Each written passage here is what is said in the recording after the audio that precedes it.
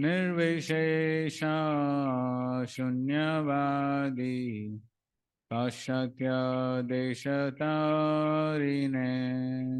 नमस्ते सरस्वते देवे गौरवाणी प्रचारिणे निर्विशेषा शून्यवादी पाश्चात्य देशता हो गया। श्री कृष्ण चैतन्य प्रभु नित्यानंद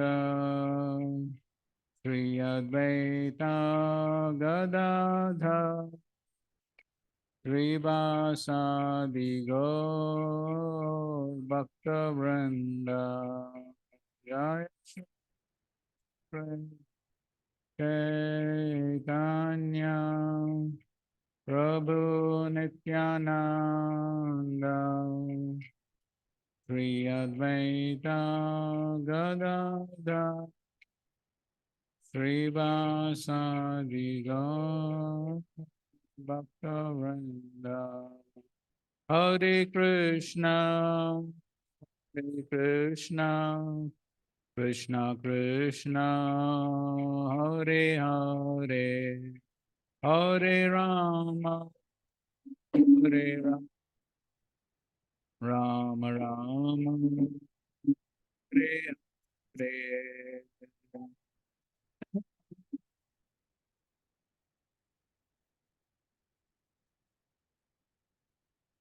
हरे हरे हरे हरे राम हरे कृष्णा कृष्णा कृष्णा हरे हरे हरे राम राम राम हरे हरे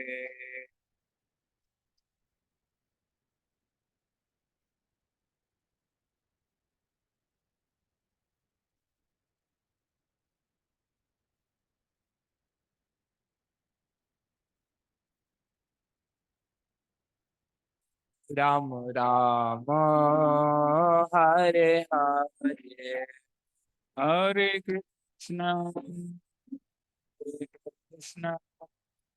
कृष्णा कृष्णा हरे हरे हरे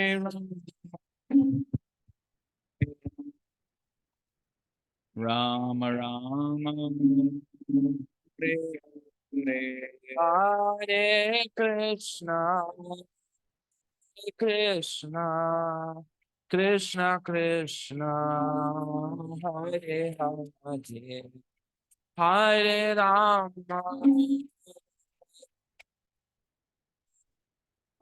राम हरे हरे कृष्णा कृष्णा कृष्णा हरे हरे हरे राम राम राम हरे हरे हरे कृष्णा कृष्णा कृष्णा हरे हरे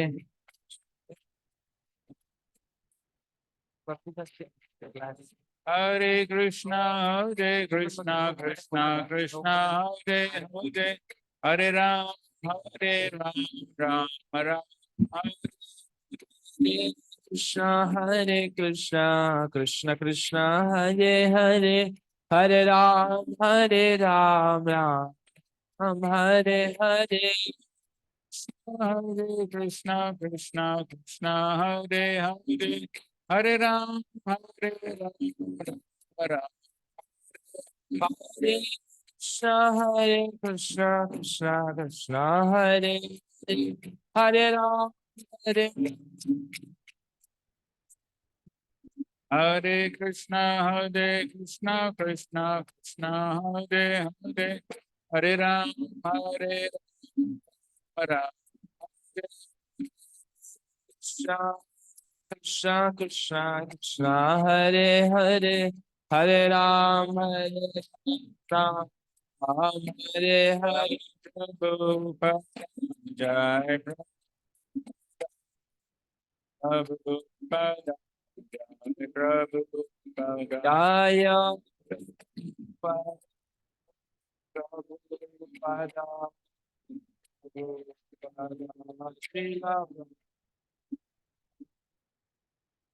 हरिनाम संकीर्तन की जय श्रील प्रभुपाद की जय ओम अज्ञानतिमिरन्धस्य ज्ञानाञ्जनशलाकया चक्षुरुन्मिलितं येन तस्मै श्रीगुरवे नमः श्रीचैतन्यमनोभीष्टं स्थापितं येन भूतले स्वयं रूप कदा मह्यं ददाति स्वपदान्तिकं वन्देऽहं श्रीगुरो श्रीयुतापदकमलं श्रीगुरून् वैष्णवांश्च श्रीरूपं साग्रजातं सहगना रघुनाथान्वितं तं सजीवं साद्वैतं सावधूतं परिजनासहितं कृष्णचैतन्यदेवं श्रीराधा कृष्णपादान् सहगना ललिता श्रीविशाखान्वितांश्च नमः ॐ विष्णुपदाय कृष्णप्रेष्ठाय भूतले श्रीमते भक्तिवेदान्त स्वामिन्निति नामिने नमस्ते सारस्वते देवे गौरवाणी प्रचारिणे निर्विशेषा शून्यवादी पाश्चात्य देशतारिणे नमो महावदन्याय कृष्ण प्रेम प्रदायते कृष्णाय कृष्ण चैतन्य नामने गौरत्विषे नमः हे कृष्णा करुणा सिंधो दीनबंधो जगतपते गोपेश गोपिकान्त राधाकान्त नमोस्तुते तप्त कांचन गौरांगी राधे वृंदावनेश्वरी वृषभानुसुते देवी प्रणमामि हरिप्रिये वाञ्छाकल्पतरुभ्यश्च कृपा सिन्धुभ्य एव च पतितानां पावनेभ्यो वैष्णवेभ्यो नमो नमः जय श्री कृष्ण चैतन्य प्रभु Nityanand Shri Advaita Gadadhar श्रीवासादि गौरभक्तवृंद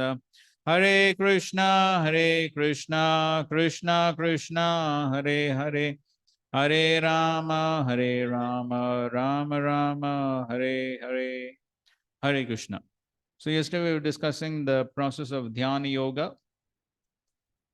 From the 10th verse, Krishna is describing dhyana yoga.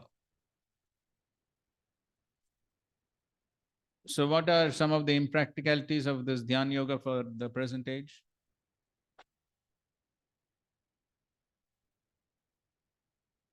There's no secluded place where?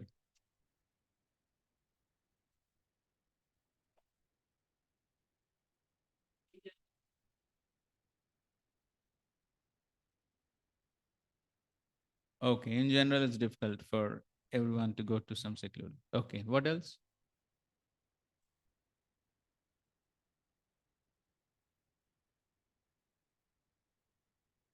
Mm.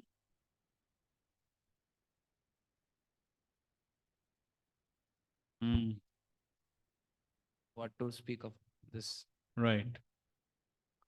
Ah.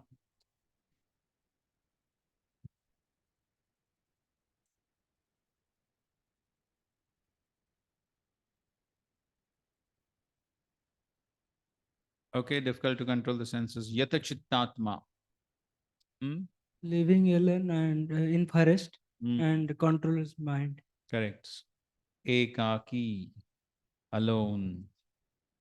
And Shujavdeshe, sacred place, secluded place, Nirashir, aparigraha. So, and one important point, what? Sitting posture. Huh? Cessation materials. Ah, giving up all material possessions, positions and possessions. And one thing which is only possible in bhakti, not in other. Devotion. Huh?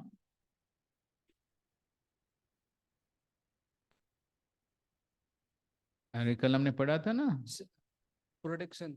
What is one thing which is allowed in bhakti but not in jnana and yoga? Celibacy. Yes, brahmacharya. Brahmacharya. Not even grahastha brahmacharya is allowed in jnana and yoga. Only in bhakti. Why in bhakti it's allowed? Why in bhakti it's allowed? Grahastha brahmacharya.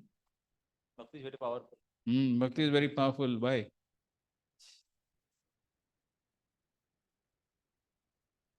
Because you are practicing bhakti.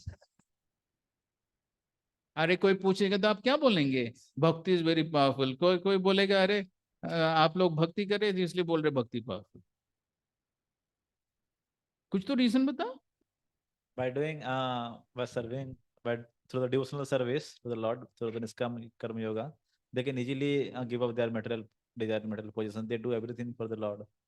अरे वो तो वो लोग भी कर रहे हैं ना निष्काम कर्म योग. Bhakti is powerful because Lord is present. The presence of Lord makes it powerful. Lord is there everywhere. No, in the terms of like that, in the process involves directly the personality of Lord and this. थोड़ा धीरे बोलो भाई.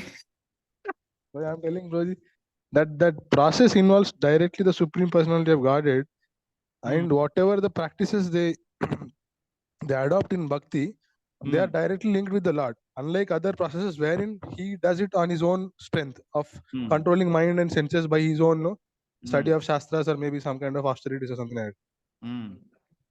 Okay, fine. So what is the main factor in bhakti? What you said is correct, but I'm looking for one word. Faith in Lord. Faith. Surrender. By engaging our senses. Surrender. Faith and surrender attracts what? Mercy of the Lord. The mercy of the Lord. Mercy. So the mercy of the Lord is what makes bhakti powerful. And that is why by the mercy of the Lord there is quick purification.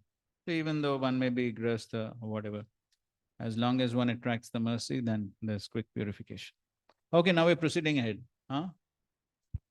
As you told this mercy, so in like Sri Vaishnava Sampradaya also there are two sects. Like one is like the cat way and the monkey way.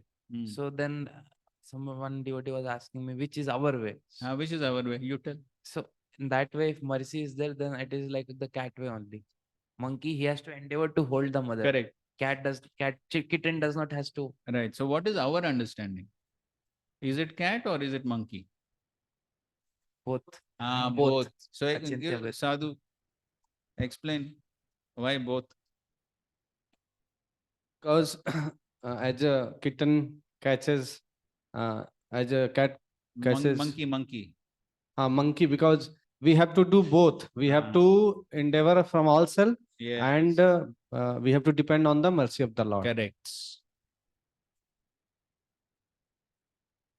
When Srila Prabhupada is giving lecture on this Shrunatam Swakata Krishna, in another lecture, Prabhupada begins the lecture by saying, God helps those who help themselves. So, yes, 6 chapters. That's coming now. That's coming. But in this lecture, Prabhupada is saying, so as far as we are concerned, it is both.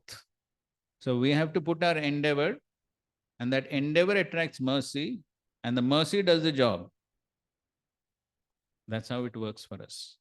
But on the other paths, it is mostly their endeavor. So then, how much the insignificant spirit soul, how much he can endeavor? So very difficult. Okay. 15. Yunjan sadatmanam yogi niyatamanasah shantim nirvana paramam matsamstham adigachati.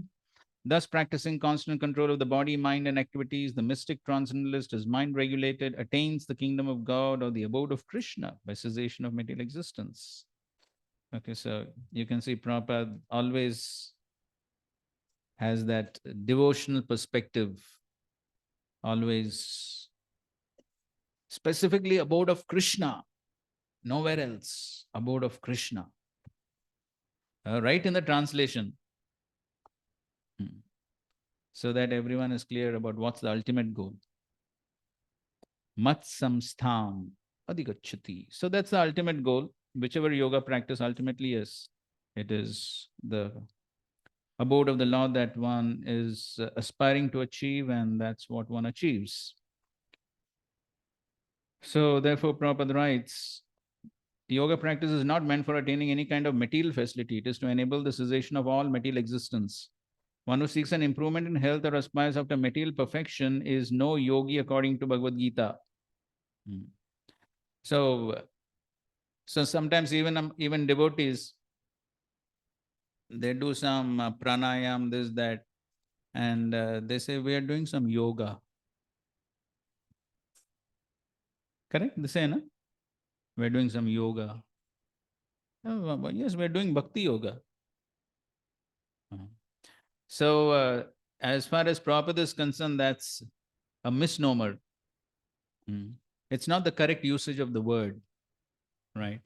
So therefore, if we are saying we're doing yoga, then we are also identifying ourselves with the so-called yoga societies, who also say we're doing yoga. But what are they doing? Yes, exercise.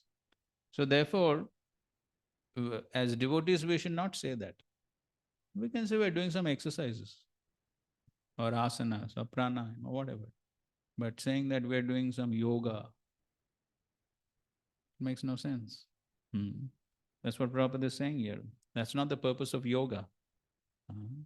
So if we also say like that, then people will misunderstand. So we should be clear what we are doing. We're doing bhakti yoga. Those are simply exercises. That is not yoga. Why should we call it yoga? The outside people, they are in ignorance. Therefore, they are calling it yoga. But why should we call it yoga? That's what Prabhupada is writing here. One who seeks an improvement in health or aspires after material perfection is no yogi. That's not yoga, according to Bhagavad Gita. Nor does cessation of material existence entail one's entering into the void, which is only a myth. There's no void anywhere within the creation of the Lord. Rather, cessation of material existence enables one to enter into the spiritual sky, the abode of the Lord, Param Dhama. Okay. And then Prabhupada is describing what Vaikuntha Goloka.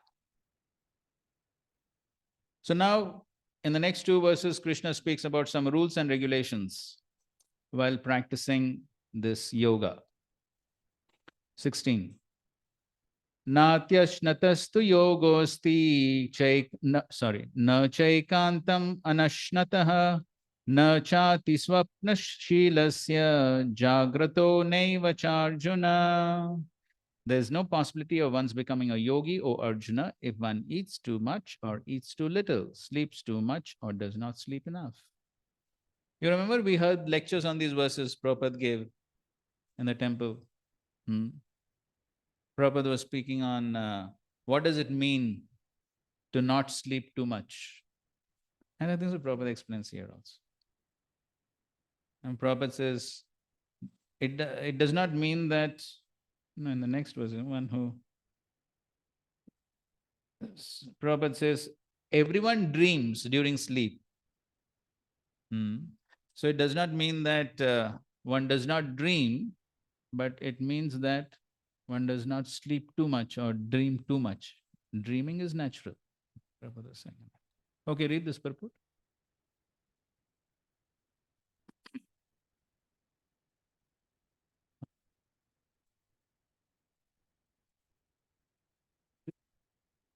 Regulation of diet and sleep is recommended herein for the yogis. Too much eating means eating more than is required to keep the body soul together. There is no need for men to eat animals because there is an ample supply of grains, vegetables, fruits, and milk. Such simple foodstuff is considered to be in the mode of goodness according to Bhagavad Gita. Animal food is for those in the mode of ignorance. Therefore, those who indulge in animal food, drinking, smoking, and eating food which is not offered to Krishna will suffer sinful reactions because of eating only polluted things. Vunjate te tayu agham papa e pachanti atma karanat. Anyone who eats for sense pleasure or cooks for himself, not offering his food to Krishna, eats only sin. One who eats sin and eats more than is allotted to him cannot execute perfect yoga. It is best that one eat only the remnants of foodstuff offered to Krishna. A person in Krishna consciousness does not eat anything which is not first offered to Krishna. Therefore, only the Krishna conscious person can attain perfection in yoga practice. Nor can one who artificially abstains from eating, manufacturing his own personal process of fasting, practice yoga. The Krishna conscious person observes fasting as it is recommended in the scriptures. He does not fast or eat more than is required, and he is thus competent to perform yoga practice. One who eats more than required will dream very much while sleeping, and he must consequently sleep more than is required. One should not sleep more than 6 hours daily. One who sleeps more than 6 hours out of 24 hours is certainly influenced by the modes of ignorance. A person in the modes of ignorance is lazy and prone to sleep a great deal. Such a person cannot perform yoga. In one lecture, Prabhupada says some people sleep 26 hours a day.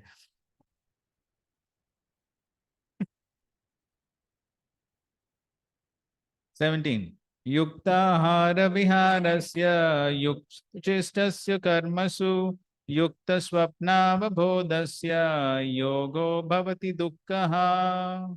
He who is regulated in his habits of eating, sleeping, recreation, and work can mitigate all material pains by practicing the yoga system.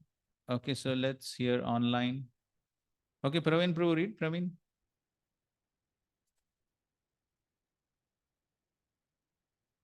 Extravagance in the matter of eating, sleeping, defending, and meeting, which are demands of the body, can block advancement in practice of yoga. As far as eating is concerned, it can be regulated only when one is practiced to take and accept prasadam, sanctified food. Lord Krishna is offered according to the Bhagavad Gita, vegetables, flowers, fruits, grains, milks, etc. In this way, a person in Krishna consciousness become automatically trained not to accept food not meant for human consumption or not in the category of goodness. As far as sleeping is concerned, a Krishna conscious person is always alert in the discharge of his duties in Krishna consciousness, and therefore any unnecessary time spent sleeping is considered a great loss. Avyartha kalatvam. A Krishna conscious person cannot bear to pass a minute of his life without being engaged in the service of the Lord. Therefore, his sleeping is kept to a minimum. his, his ideal in his respect is Srila Rupa Goswami, who was always engaged in the service of Krishna and who could not sleep more than 2 hours a day, and sometimes not even that. Thakur Haridas would not even accept prasadam, nor even sleep for a moment without finishing his daily routine of chanting with his beads 300,000 names. As far as work is concerned, a Krishna conscious person does not do anything which is not connected with Krishna's interest, and thus his work is always regulated and is untainted by sense gratification. Untainted by sense gratification. Since there is no question of sense gratification, there is no material leisure for a person in Krishna consciousness. And because he is regulated in all his work, speech, sleep, wakefulness, and all other bodily activities, there is no material misery for him. Okay, so Prabhupada has explained nicely in these two purports how one must regulate. Not too much, not too little. Both are dangerous. So if one Eats too much, that's also a problem. If one eats too less, that's also a problem. Prabhupada's lecture says one can't imitate the Goswamis. One can't imitate Raghunath Das Goswami. So one has to understand what is one's capacity, what is one's level, and accordingly eat, sleep, and all that. And as Prabhupada is writing, as far as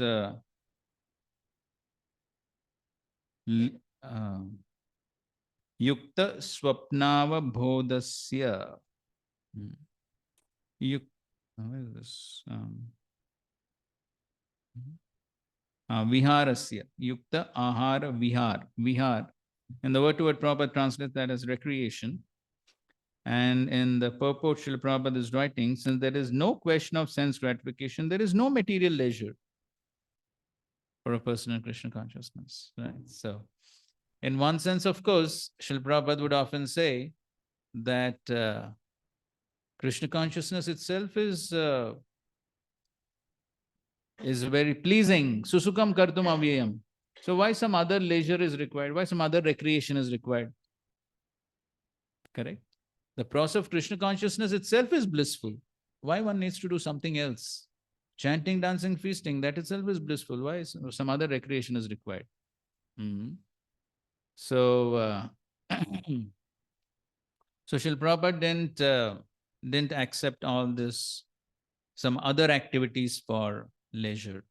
Though nowadays sometimes we do see brahmacharis in some places playing volleyball and cricket and other things like that in the name of health.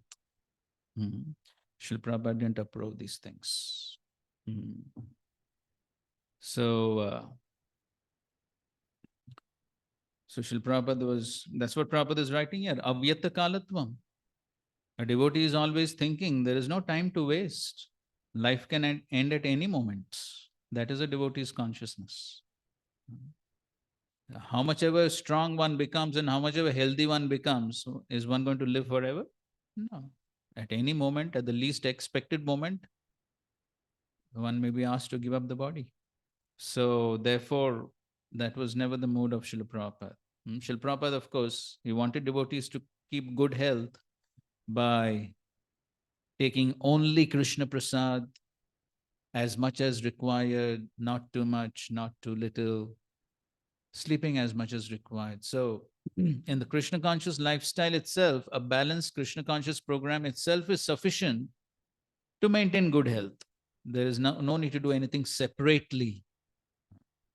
These days, there are quite a few devotees I know who even go to the gym in some places.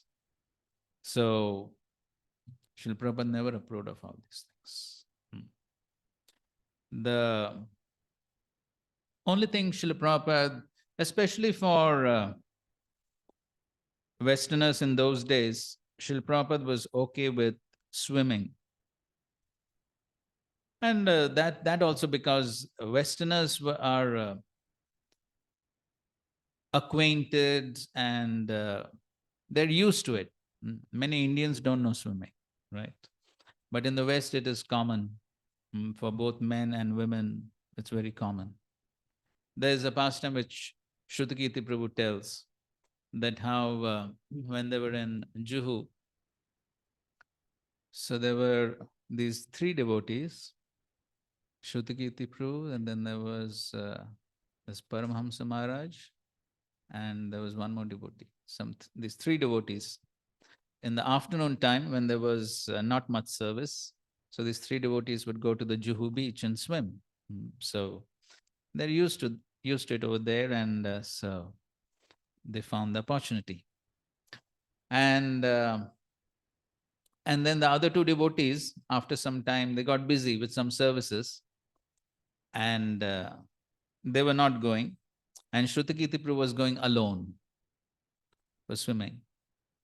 And so Paramhams Maharaj, he complained to Srila Prabhupada, the Shrutakirti is going alone for swimming. So one afternoon,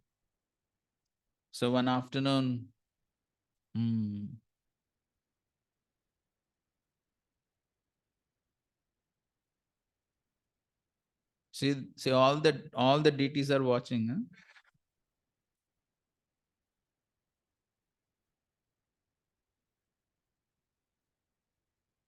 So, then one afternoon, after Shrutakirti Prabhu comes back from his swimming, so Srila Prabhupada tells Paramahamsa Maharaj to go and call Shrutakirti Prabhu. So Paramahamsa Maharaj, he goes to Shrutakirti Prabhu and says, Srila Prabhupada wants to see you. So when anyone would get such a instruction, then they get the indication, kuch to gadbad ho gaya. And that's what Prabhupada is. And Paramahamsa Maharaj, he knew why Prabhupada is calling.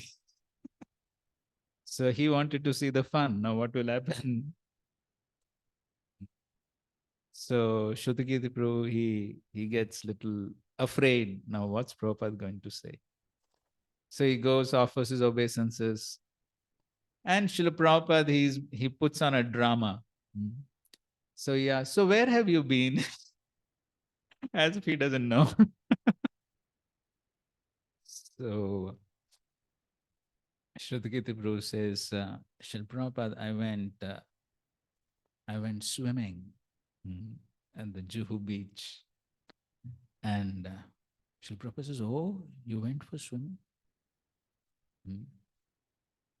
So, and you went alone?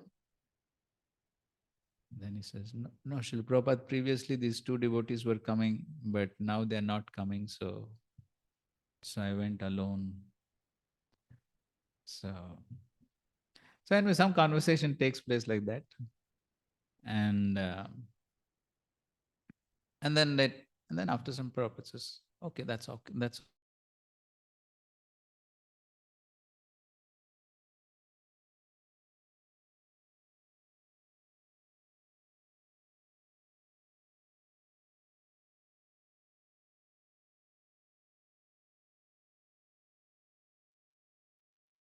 Hare Krishna, Prabhuji, it's not audible.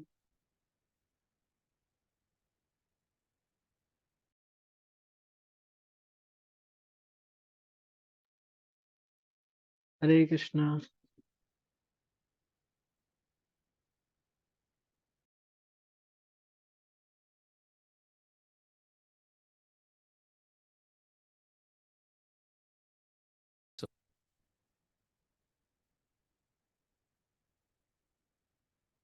Hare Krishna. अभी आ रहे हैं? Yes, now it is audible. Okay. So, though Srila Prabhupada didn't very much encourage, he didn't totally refuse permission also. He didn't say, don't go, but he didn't very much encourage also. So the basic mood of Srila Prabhupada was always that one should use time effectively in Krishna's service, as Prabhupada is writing here, Abhyartha Kalatvam. And so therefore, so whatever different devotees may be doing different things for whatever reasons, but we should understand what's the mood of Srila Prabhupada and try to follow that. So unless one has some specific reasons and specific health issues or specific guidance from doctors or whatever, otherwise Srila Prabhupada's mood in general was to reduce bodily demands. And there are many lectures where Prabhupada actually says, so gradually one must reduce the bodily demands and come to the point of nil, like the Goswamis. So there are quite a few lectures where Prabhupada actually says that. So that's our goal. So that our goal is to reduce the bodily demands and bodily needs, and what to speak of unnecessary wastage of time. So sometimes in some places then where temple authorities may not want to sort of suffocate their devotees. If devotees ask, then they may allow. Okay, so and then But then it's up to every individual devotee to understand that what's the purpose of life. So ultimately, devotional service is whose responsibility? Huh? My responsibility. Every individual's responsibility. Every individual is responsible for his own spiritual life. Nobody else is responsible. Okay, so therefore, every individual has to understand that if I waste time, who's at loss? I, nobody else. So therefore, sometimes devotees tend to justify and say that, oh, in that temple they're playing football, volleyball. Okay, then temple authorities may say, okay, you also play. But whose loss is it? Whose loss? So therefore, every individual has to understand it is my life, nobody else's life. It's my life. I am Jivatma, stuck up in this body, encaged in this body. So I have to understand this. So if one simply says, oh, they're playing, they're doing this, they're going to gym, they're doing, okay, fine, you also follow. But then one has to understand, ultimately, I have to understand what is the goal of my life. So therefore, Prabhupada is writing here, Avyartha Kalatum. Krishna conscious person cannot bear to pass a minute of his life without being engaged in the service of the Lord. And there are few quotes where Prabhupada even, past times, Srila Prabhupada would sort of feel a little disgusted. Oh, the sleeping, waste of time. But then some rest has to be given to the body. So anyways, so we cannot imitate these Goswamis, we cannot imitate Srila Prabhupada, we cannot imitate, but then we must understand the principle and gradually try to reduce. That is the point.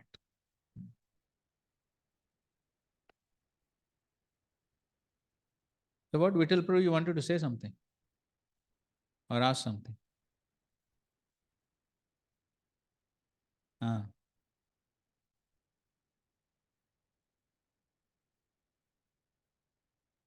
You have to use the mic, otherwise those online will not be able to hear. So here, Prabhupada translated the Swapna as a sleep, Hmm. but we call it as a Susupti and Swapna. That Okay, Swapna means dreaming. So therefore, Prabhupada is writing in the purport, isn't it? Why is that? how to regulate dream, because dream is beyond our control. That's what, no? We heard that lecture, no? So in that lecture, what Prabhupada is saying? Dreaming will be there. Dreaming will be there, but excessive sleep, excessive dreaming, that is what is discouraged.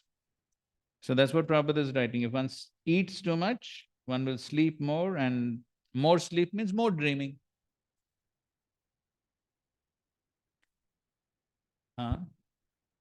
Okay, here's the mic later. This Yukta Chestasya. So this is a description of what? Means he is a Ashtanga yogi who is working also, or because here he has to regulate his work. I think Yukta Chestasya, one who works for maintenance. is that Yes, so these are rules and regulations for the yogi in general. And it applies to the Ashtanga yogi also. Especially, of course, this doesn't apply to the Dhyana yogi who has gone to the forest. In the forest, there's no eating, no sleeping. What he's going to do there? So obviously, these principles are applicable for the initial stages. Yes, the yoga Rurukshu, where he's still practicing his Nishkam Karma Yoga at home. So for that person, all these rules and regulations apply. Then later on, of course, when he comes to the yoga Ruda platform, then he's on the liberated platform. So that time, no material desires, no eating, sleeping, nothing. So these are obviously applicable for the initial stages of it. The same thing I got that that Biharasya also for that initial stage only, those who are. Yes. Later on, there's no question. Na? There are no material desires, no material needs, nothing is there. Okay? Hare Krishna, Guruji. I have question. Boli. Guruji, these two items only, chesta and karma. So, in word-to-word meaning, it is there, and but translation there are four things covered. So those two things are not required, or what means Which is not covered? chesta and karma? It is there now. Work is there in the translation. Eating, sleeping, recreation, and work. Okay. Means word to word, there are six items, it seems. But cheshtasya and karmasu sort of go together. So, Okay. cheshta, one who works for maintenance, and karmasu is discharging duties. So, basically, both cheshta and karma refer to the prescribed duties and working. So, therefore, that's one thing. Okay. So, Puji, what is application for us about karmasu? Karmasu in the sense, like here it is told in word to word meaning that discharging his duties. So, in regulation, what does it mean discharging duties for a yogi? Not Yes, bhakti so yogi, as but far as we are concerned, then atyahara prayas. okay. So prayas. So that's over endeavoring. Over endeavoring, and that usually occurs when there is too much of fruitive mentality. Then one over endeavors for the fruits. So over endeavoring is also discouraged, and not performing duty, that's also discouraged. So whatever duty is needed, then one performs it appropriately. And Puji, wakefulness is another thing. What does it exactly mean? Wakefulness. Swapna and apabodh. Apabodh means like They go wakefulness. together, na? Okay. Sleep and wakefulness go together. Less sleep, more wakefulness. More sleep, less wakefulness. They go together. Yes. Okay. Yes. Yes. Fine. Means rest of the time what we are engaged in. That's what. Yes. ठीक है? Thank you, Puji. Thank you, Puji. Hmm? Thank you.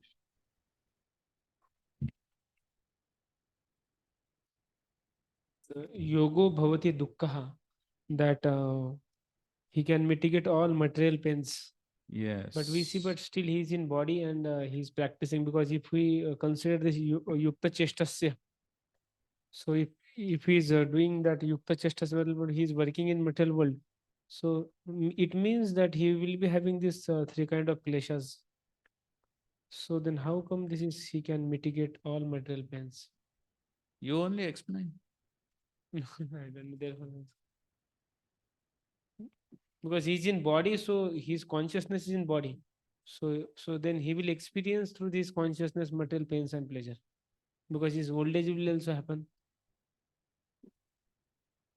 And So what's your understanding?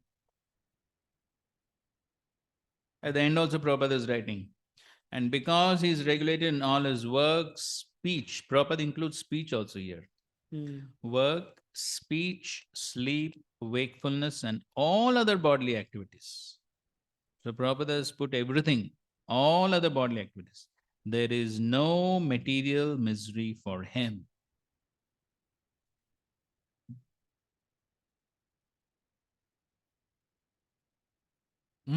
What is your understanding? my understanding means here he's regulated, this means he comes in sattva guna. Okay. So no material means sattvam, that's sukham and jnanam. Okay. So if he's not regulated, that means he's in rajas and tamas. So he's above rajas and tamas and trying to situate in sattva. Yes, that's a good understanding. Good understanding. Yes, that's correct. Somebody wants to add?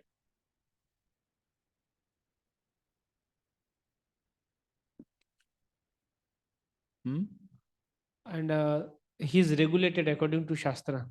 So therefore, he will not have reaction. Okay. Okay, that's also correct. Ujjwal? Some higher conscious, the connection with supreme conscious. So he will be not connected with, he will be little separate from that bodily. So he will not experience. All right, that's also a good point. the bodily consciousness will reduce because one is on a higher transcendental platform. So bodily consciousness will reduce, and then as a result, miseries may be there, but he will not be so much affected by the miseries. In 1.1.10, what is 1.1.10? Famous verse?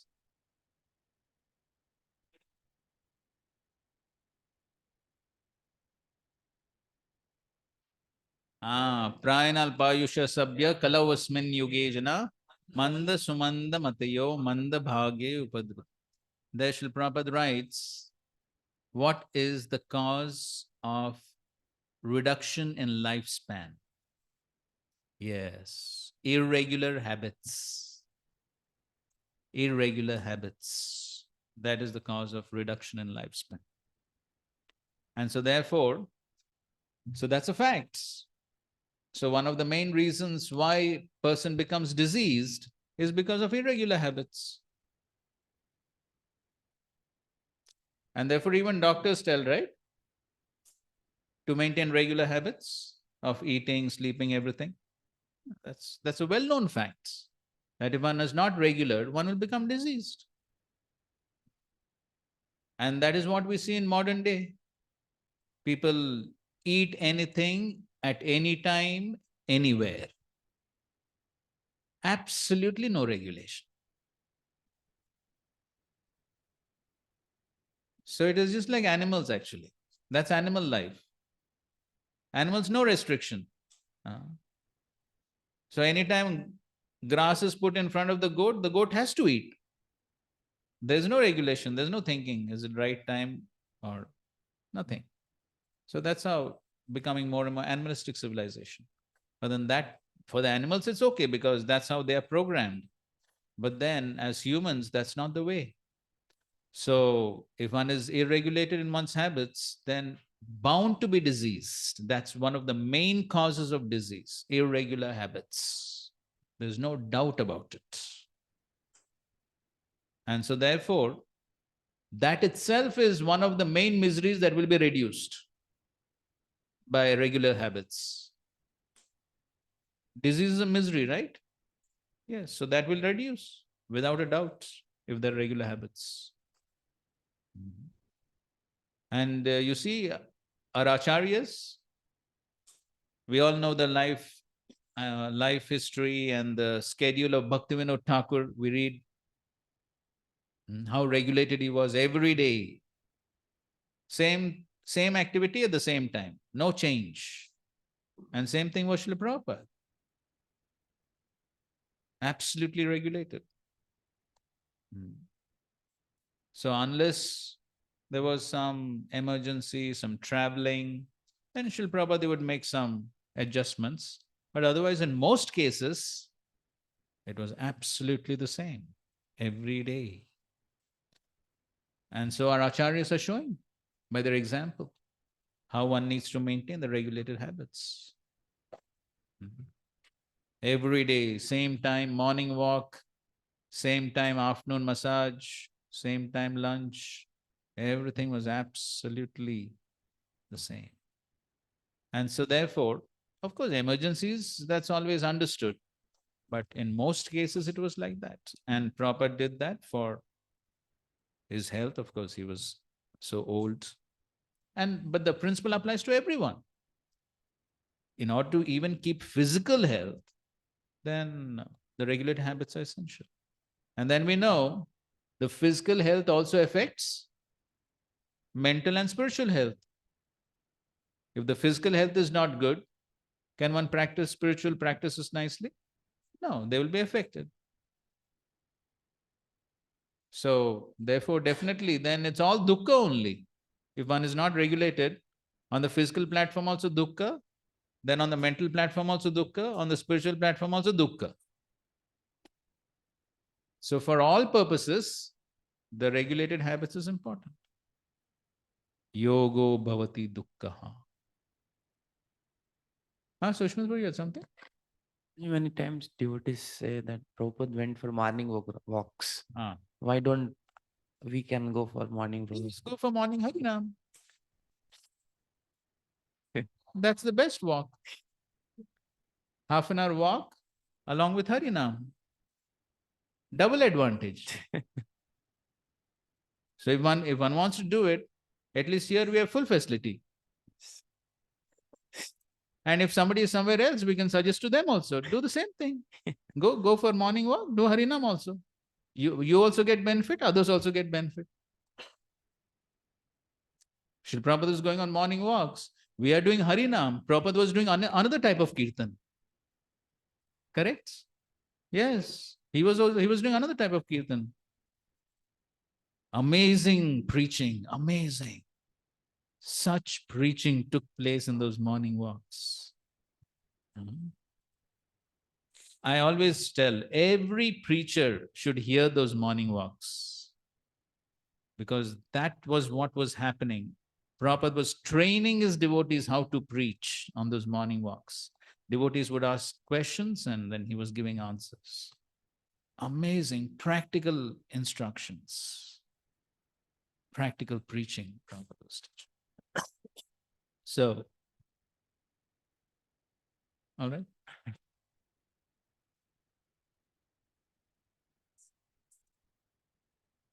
Okay.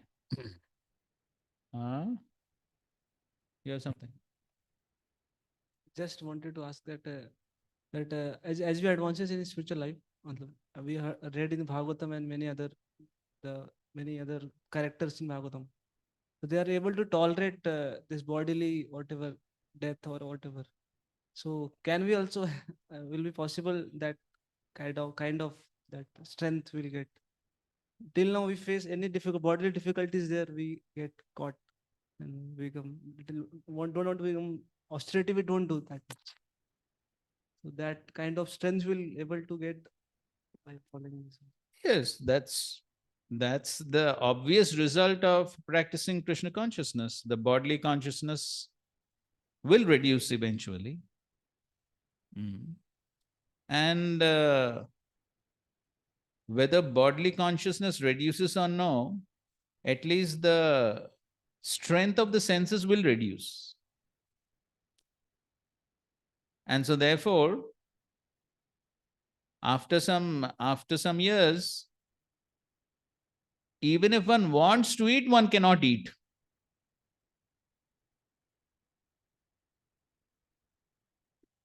So then one is forced to become detached.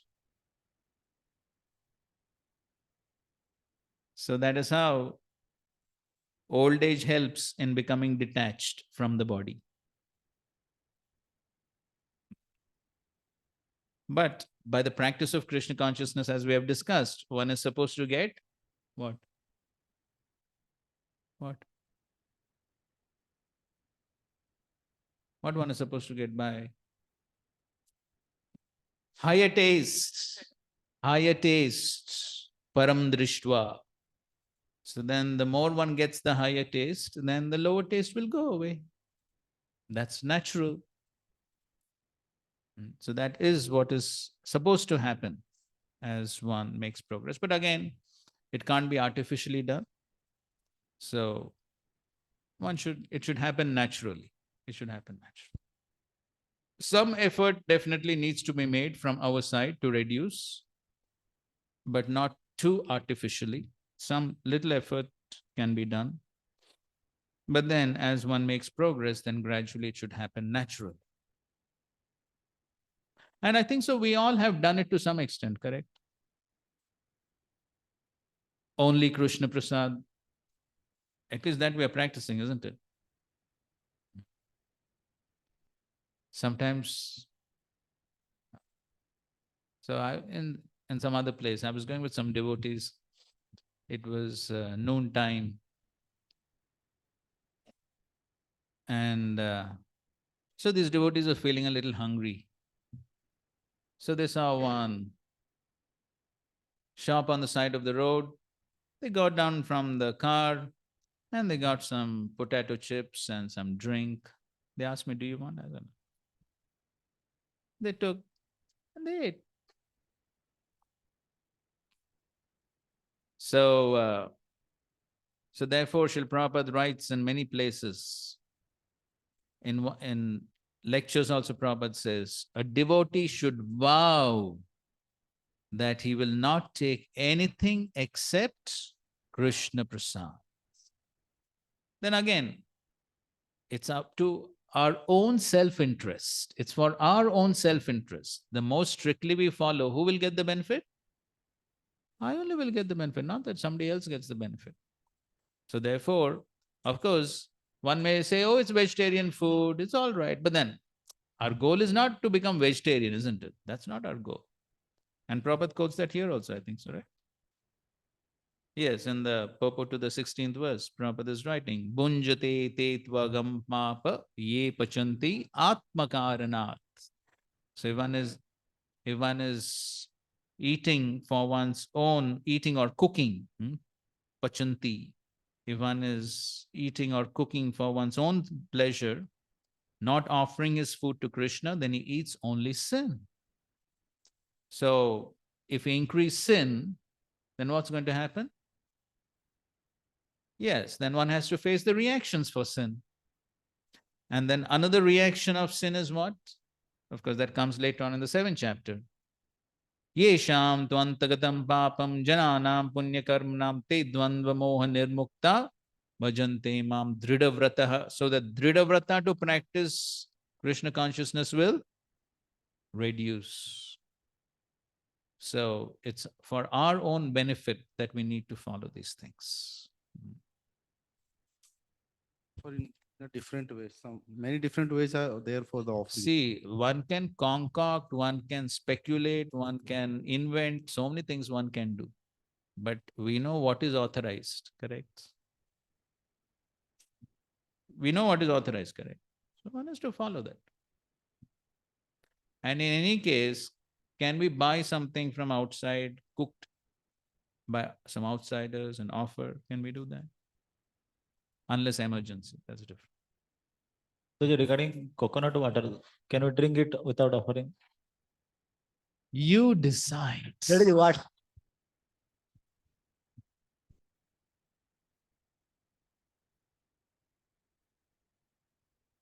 Eighteenth verse. Yada viniyatam chittam atmanyevavatisthate nispraha sarvakamebhyo yukta ityuchyate tada.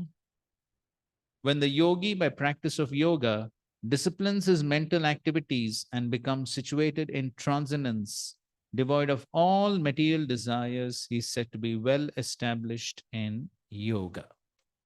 Okay, so here he is defining what does it mean to be well situated in yoga. So yada viniyatam chittam. So the chittam, here chittam means the mind is disciplined. So this is the disciplines that we need to follow. So we are given a discipline every day. From morning to evening, we have a disciplined program. So we were discussing, in the 3rd chapter, we were discussing about military discipline, right? What is the importance of military discipline? So for the same reason, the yogi needs to follow a disciplined life. And we all know the famous statement Srila Prabhupada has written in that section of Narad Muni in the Bhagavatam. Those 3 things.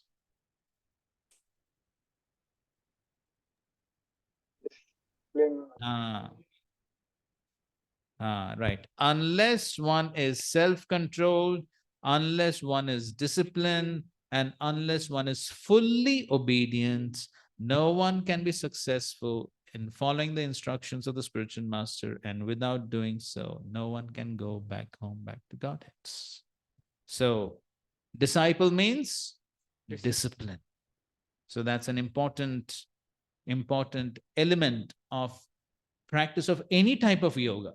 Any type of yoga, discipline. In fact, what to speak of yoga, transcendental activity, even to become successful in a material activity, how much discipline they follow? Of course, military discipline we're talking, that's material activity. And not only that, we heard that in the previous times when these uh, Pelwans, the wrestlers, they were trained in those, what do you call? Akhada. And they were also like ashrams actually. Somebody was, some devotee was telling that actually they would also practice brahmacharya. Huh? Mugunnath, bro. No, I heard it from somewhere else also, actually, from some other devotee. So in any case, yes. So they would actually practice brahmacharya, very disciplined life, very regulated eating. So even to build the body requires discipline. And we know how even those who are who want to be expert in sports, they also will have to lead very disciplined lives. So discipline is required in any fields. If a student wants to be successful, is discipline required or no? So in any field, discipline is required. And then what to speak of trying to achieve something transcendent? So yada viniyatam chittam atmani eva vatishthathe nispriha. Again, so many times Krishna repeats this word, nispriha. No desires. Sarvakamebhya. So giving up all types of desires for sense gratification. Then one will be fixed in yoga. Yoga iti uchyate tada at that time. Prabhupada begins his purport by saying, the activities of the yogi are distinguished from those of an ordinary person by his characteristic cessation from all kinds of material desires, of which sex is the chief. A perfect yogi is so well disciplined in the activities of the mind that he can no longer be disturbed by any kind of material desire. This perfectional stage can automatically be attained by persons in Krishna consciousness. And then he's quoting all these verses of Amrish Maharaj. And then next paragraph he says, this transcendental stage may be inexpressible subjectively by the followers of the impersonalist path, but becomes very easy and practical for a person in Krishna consciousness, as is apparent in the above description of Maharaj Ambarish. Unless the mind is fixed on the lotus feet of the Lord by constant remembrance, such transcendental engagements are not practical. In the devotional service of the Lord, therefore, these prescribed activities are called archana, or engaging all the senses in the service of the Lord. The senses and the mind require engagement. Simple abnegation is not practical. Therefore, for people in general, especially those who are not in the renounced state of life, transcendental engagement of the senses and the mind, as described above, is the perfect process for transcendental achievement, which is called yukta in the Bhagavad Gita. And then in the next verse is giving an analogy to explain how the mind should be controlled. Yatha dipo nivatasto nengate sopama smrita yogino yatachittasya yunjato yogamatmanaha. As a lamp in a windless place does not waver, so the transcendentalist whose mind is controlled remains always steady in his meditation on the transcendent self. So steady absorption, like the lamp in the windless place. Now the next few verses, 20-23, he is describing samadhi, the perfection of dhyana yoga, that is samadhi. That is what he is describing in these verses. Yatro paramate chittam niruddham yoga sevaya yatra chaivatmanatmanam pashyannatmani tushyati sukham atyantikam yattat buddhigrayam atindriyam vetti yatra na chaivayam stitaschalati tatvatah yam labdhva chaparam labham manyate nadikam tatah Yasmin sthito na dukkena gurunapi vichalyate tadvidya dukkha sanyoga viyogam yoga sanyitam. Okay, read the translation. In the stage of perfection called trance or samadhi, one's mind is completely restrained from the material mental activities by the practice of yoga. This perfection is characterized by one's ability to see the self by the pure mind and to realize and rejoice in the self. In that joyous state, one is situated in the boundless transcendental happiness, realized through the transcendental senses. Established thus, one never departs from the truth and upon gaining this, he thinks there is no greater gain. Being situated in such a position, one is never shaken, even in the midst of the greatest difficulty. This indeed is actual freedom from all miseries arising from material contact. So this is the stage of samadhi that's being described. Srila Prabhupada, of course, used parts or some of these verses from a Krishna conscious perspective quite a few times. So Srila Prabhupada would often use this Sukam Atyantikam Yat Tad Buddhi Grayam Atindriyam. So the Sukam, as Prabhupada is translating here, that in that joyous state, before that, relish and rejoice in the self, in that joyous state, one is situated in boundless transcendental happiness realized through transcendental senses. Sukam Atyantikam Yattat. So the Sukam is Atyantikam, supreme. Supreme. Anandam Buddhi Vardhanam. So similar thing. Atyantikam, unending happiness. But then for that, how one experiences that? Buddhi Grayam Atindriyam. Atindriyam. Atindriyam means transcendental senses. So one experiences transcendental happiness with transcendental senses. That means to the degree the mind and senses are purified, then one gains an access to transcendental happiness. To the degree the mind and senses are contaminated, then one cannot access the spiritual happiness. To the degree the mind and senses are purified, one can get access to this spiritual happiness. That is real happiness. And the result of that is Yam labdhva chaparam lahabam manyate nadikam tataha. So, established thus, one never departs from the truth, and upon gaining this, he thinks there is no greater gain. So then when he understands there's no greater gain, because he's experiencing what? Transcendental happiness. Then that brings him to a point of full satisfaction. Then he's not hankering for anything else. Yam labdhva chapram manyate na adhikam. There is nothing greater to be achieved. So when he's experiencing that type of happiness, then the result is yasmin sthito na dukkena gurunapi vichalyate. Guru means heavy. So in this case, guru dukkha means a great calamity. Great calamity. So even though one may experience a great dukkha, great calamity in one's life, but what will be the result? Na vichalyate, vichlit nahi hoga. So Prabhupada used this quite a few times in his lectures. Yasmin sthito na dukkena gurunapi vichalyate. So because he's experiencing that transcendental happiness, then even though there could be some miseries on the bodily platform, one will not be too much affected by that, not too much agitated by that, because of the higher taste, the experience of the transcendental happiness. So these are some important points that is very much applicable even for us in the practice of devotional service. Srila Prabhupada, he combines both. So he's speaking about Patanjali Yoga Sutras, and then he also speaks about devotional service. So in the first paragraph, he's speaking about Patanjali Yoga Sutras.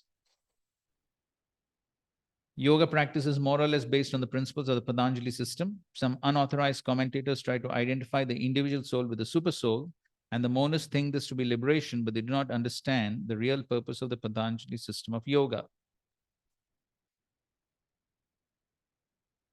So even in Patanjali Yoga Sutras, the last one is what? Ishvara? Yes. Yes, pranidhan. Yes. So that means surrender to Ishwar, correct? So the Patanjali Yoga Sutras, they definitely talk about the difference between soul and super soul. Therefore, there's a concept of surrender.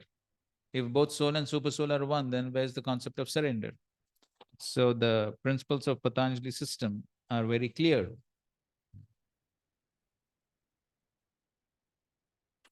And in the next paragraph, he brings it to the devotional platform.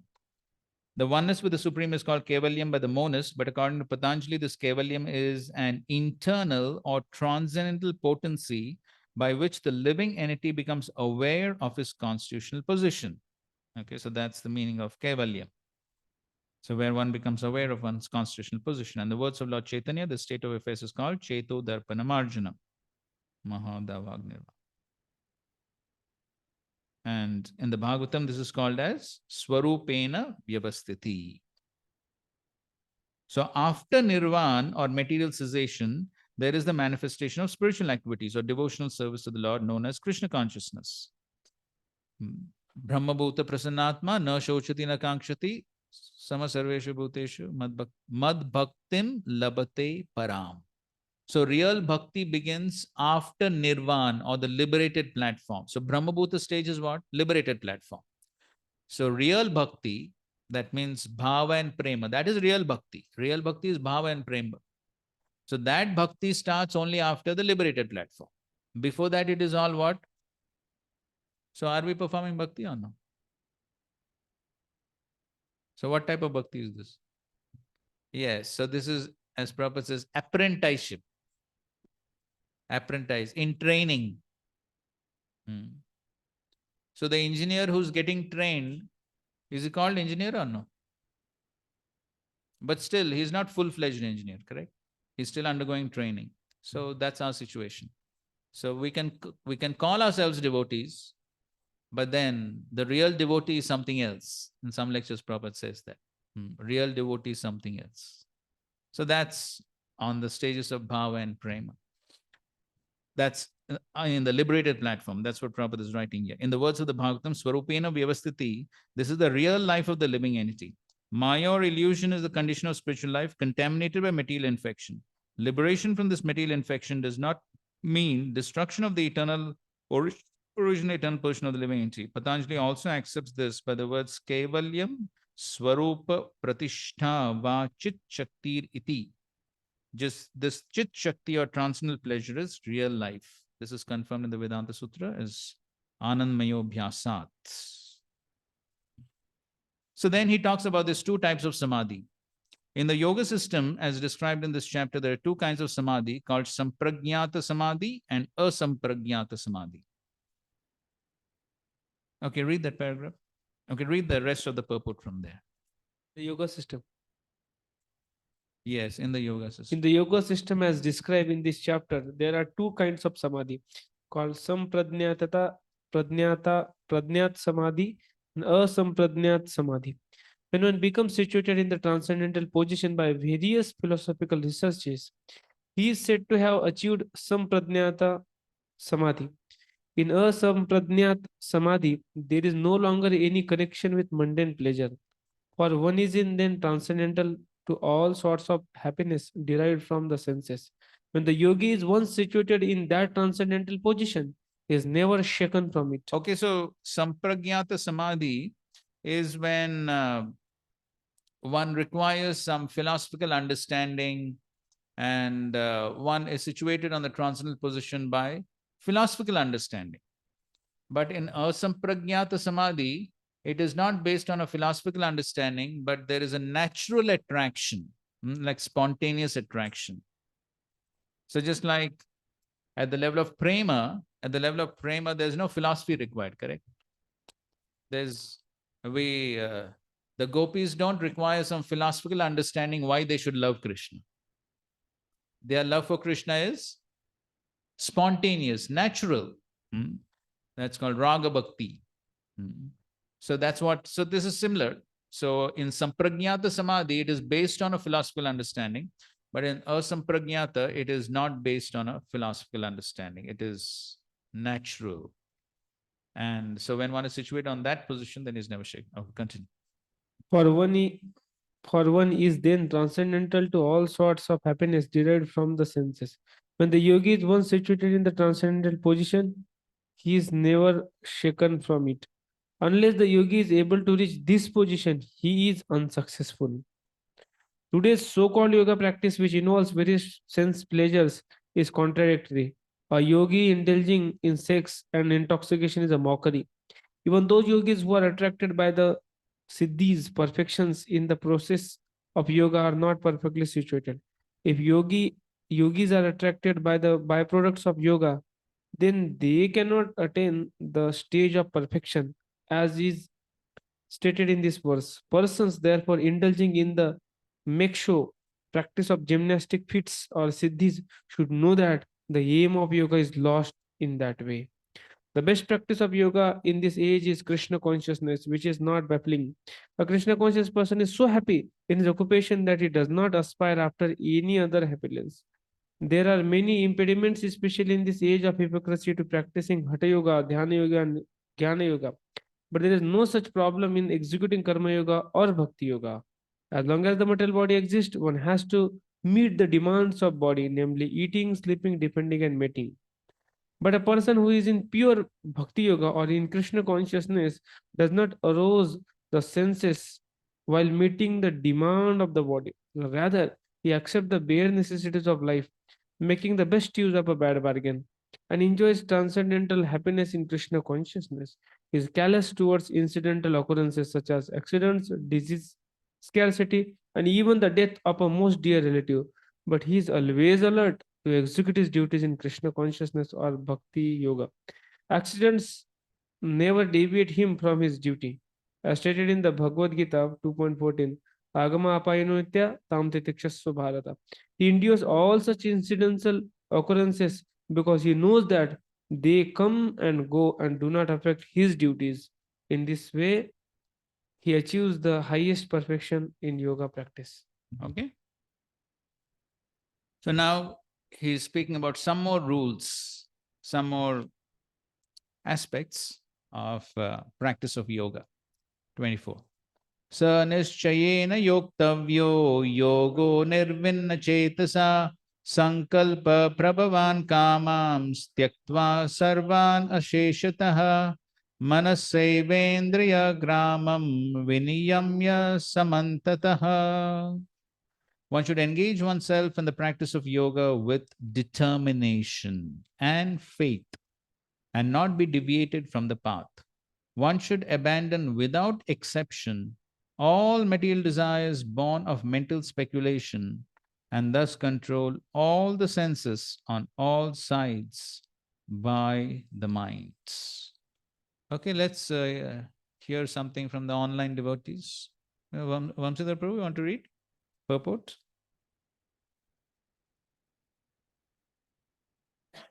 Yes, I'll read. Purport. The yoga practitioner should be determined and should patiently prosecute the practice without deviation. One should be sure of success at the end and pursue this course with great perseverance, not becoming discouraged if there is any delay in attainment of success. Success is sure for the rigid practitioner. Regarding Bhakti Yoga, Rupa Goswami says, Utsaha Nischya Dhairya Tattat Karma Pravartana Sangatyagat Sattva Vritti Shadvir Bhakti Prasiddhati. One can execute the process of Bhakti Yoga successfully with full hearted enthusiasm, perseverance, and determination by following the prescribed duties in the association of devotees and by engaging completely in activities of goodness. Upadeshamrita, 3rd verse. As for determination, one should follow the example of the sparrow who lost her eggs in the waves of the ocean. The sparrow laid her eggs on the shore of the ocean, but the big ocean carried away the eggs on its waves. The sparrow became very upset and asked the ocean to return her eggs. The ocean did not even consider her appeal. So the sparrow decided to dry up the ocean. She began to pick up the water in her small beak, and everyone laughed at her for her impossible determination. The news of her activity spread, and at last Garuda, the gigantic bird carrier of Lord Vishnu, heard it. He became compassionate towards his small sister bird, and so he came to see the sparrow. Garuda was very pleased by the determination of the small sparrow, and he promised to help. Thus Garuda at once asked the ocean to return her eggs, lest he himself take up the task of the sparrow. The ocean was frightened at this and returned the eggs. Thus the sparrow became happy by the grace of Garuda. Similarly, the practice of yoga, especially Bhakti Yoga and Krishna consciousness, may appear to be a very difficult job, But if anyone follows the principles with great determination, the Lord will surely help, for God helps those who help themselves. Right? So, nishchayena. Nishchayena means determination. Utsaha, nishay, dhairya. So, Prabhupada is giving the story for determination. So, here you see both those aspects. So, the sparrow's determination, endeavor is there, and that attracted the mercy of Garuda. So, we have to do our part. Success is sure for the rigid practitioner. So one should be sure of success at the end. Prabhupada, in the same purport, in the purport to this verse, Upadeshamrita, third verse, Prabhupada has written that beautiful statement. The process is so pure and perfect that once begun, one will be dragged to ultimate success. Dragged. So Krishna will do the dragging. Once one has begun, one is trapped. Then if one does not like also, Krishna will drag with the, like Balaram with the plow.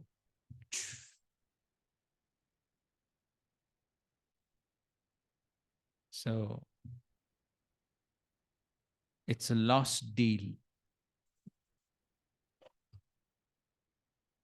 Can't escape now.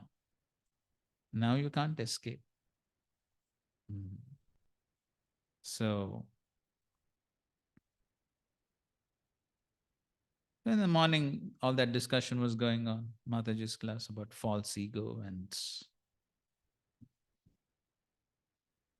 very painful. So one has to face it. One has to face it. One can't escape. But then gradually, yes, one gets purified. So, sa nishchayena yoktavyo yogo nirvinna chetasa. Nirvinna chetasa means without deviation, no deviation. One is fixed on the path.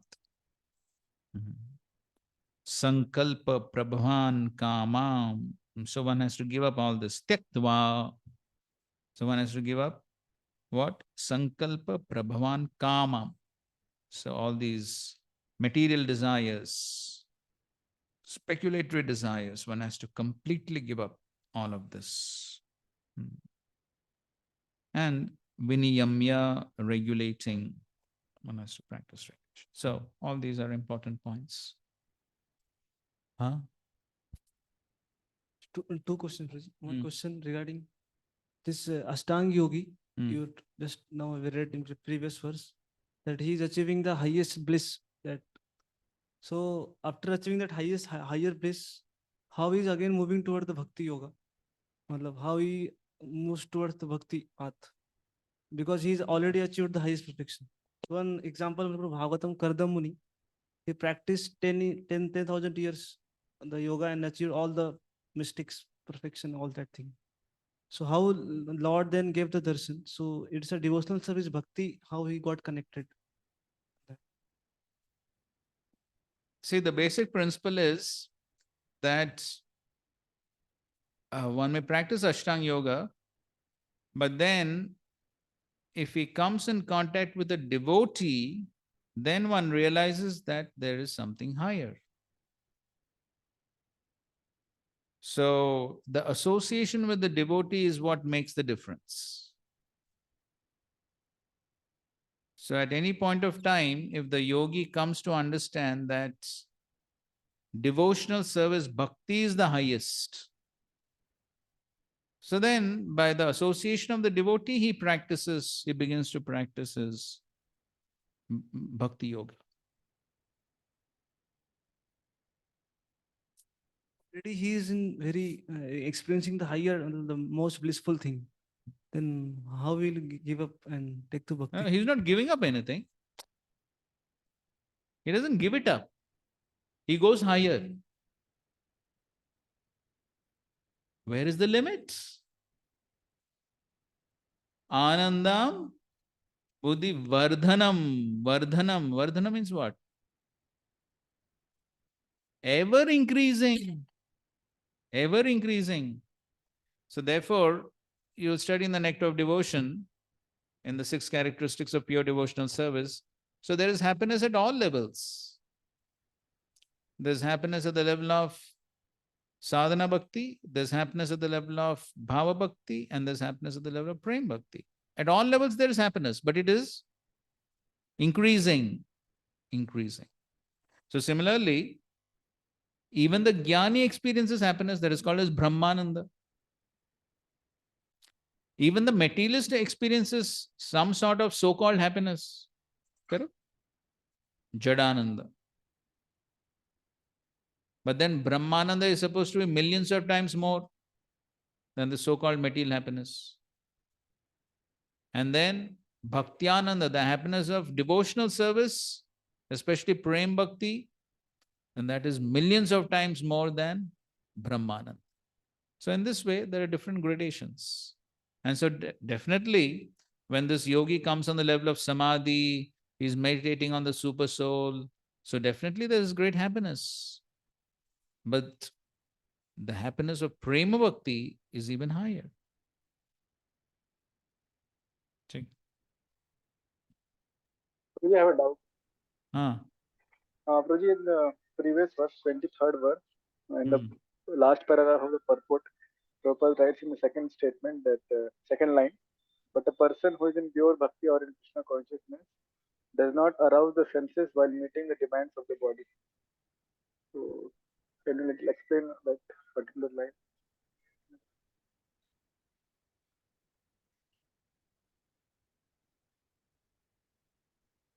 Where is it?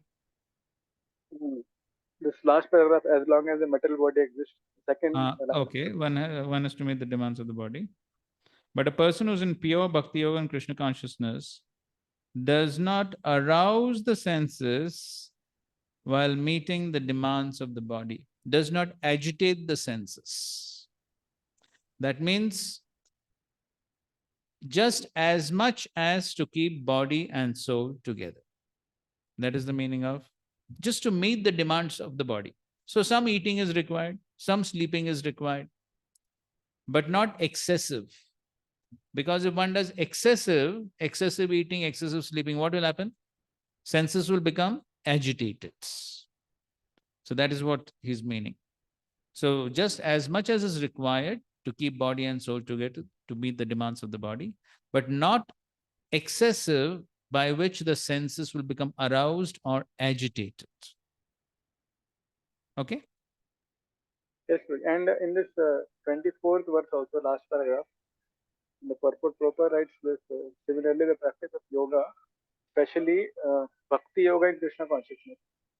So this word bhakti yoga in Krishna consciousness means what is Prabhupada saying about the consciousness part? Because two words are almost same, bhakti yoga and Krishna. Or what it is? Bhakti yoga in Krishna consciousness. My understanding is why Prabhupada is being very specific is because there could be mixed devotional service also. So the Bhakti Yoga could be contaminated with some consciousness of karma, jnana, and yoga. So therefore, Prabhupada wants to make the point clear that it is only pure devotional service in Krishna consciousness. No contamination. The consciousness is only Krishna consciousness. So it indicates pure bhakti. Okay? Thank you. Fine. 25th.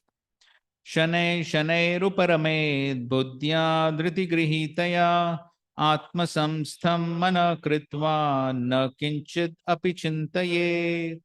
Gradually, step by step, one should become situated in trance by means of intelligence sustained by full conviction, and thus the mind should be fixed on the self alone and should think of nothing else.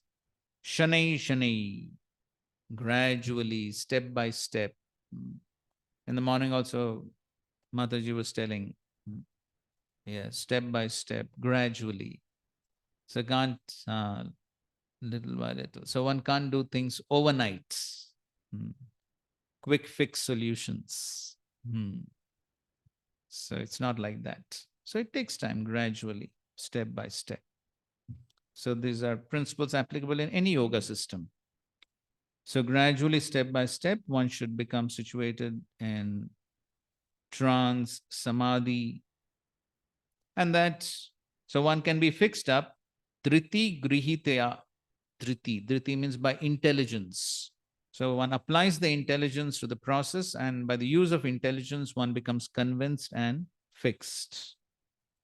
And that's how one can control the mind and think of nothing else. Here, Prabhupada gives the definition of pratyahar. By proper conviction and intelligence, one should gradually cease sense activities. This is called pratyahar. The mind being controlled by conviction, meditation, and cessation from the senses should be situated in trance or samadhi. Okay, and so that's why it is important that we strengthen the intelligence both by knowledge of the scriptures and by our spiritual practices.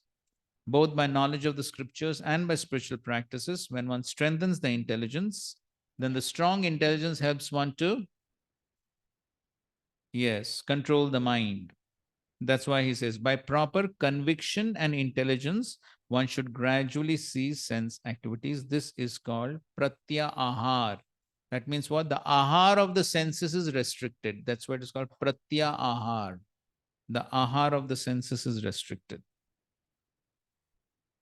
At that time, there is no longer any danger of becoming engaged in the material conception of life. In other words, although one is involved with matter, as long as the material body exists, one should not think about sense gratification. So body may be there, but one should not think of sense gratification. One should think of no pleasure aside from the pleasure of the Supreme Lord, Supreme Self. This state is easily attained by directly practicing Krishna consciousness.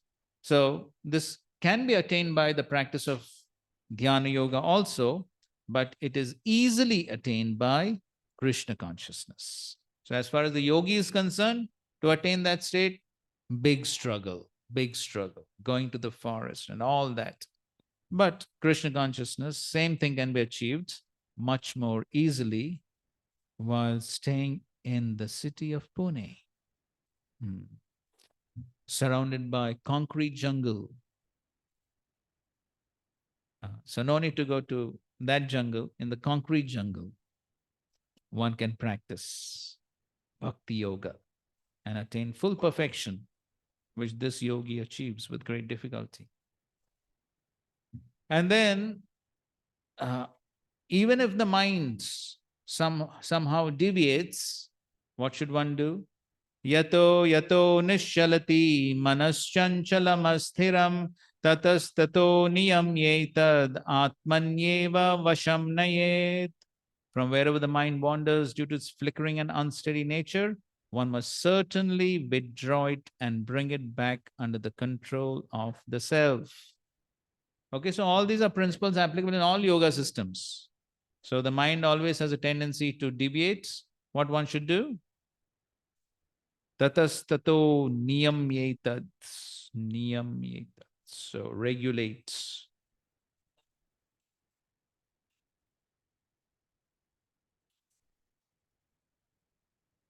To the degree the intelligence is strong, it will be easier.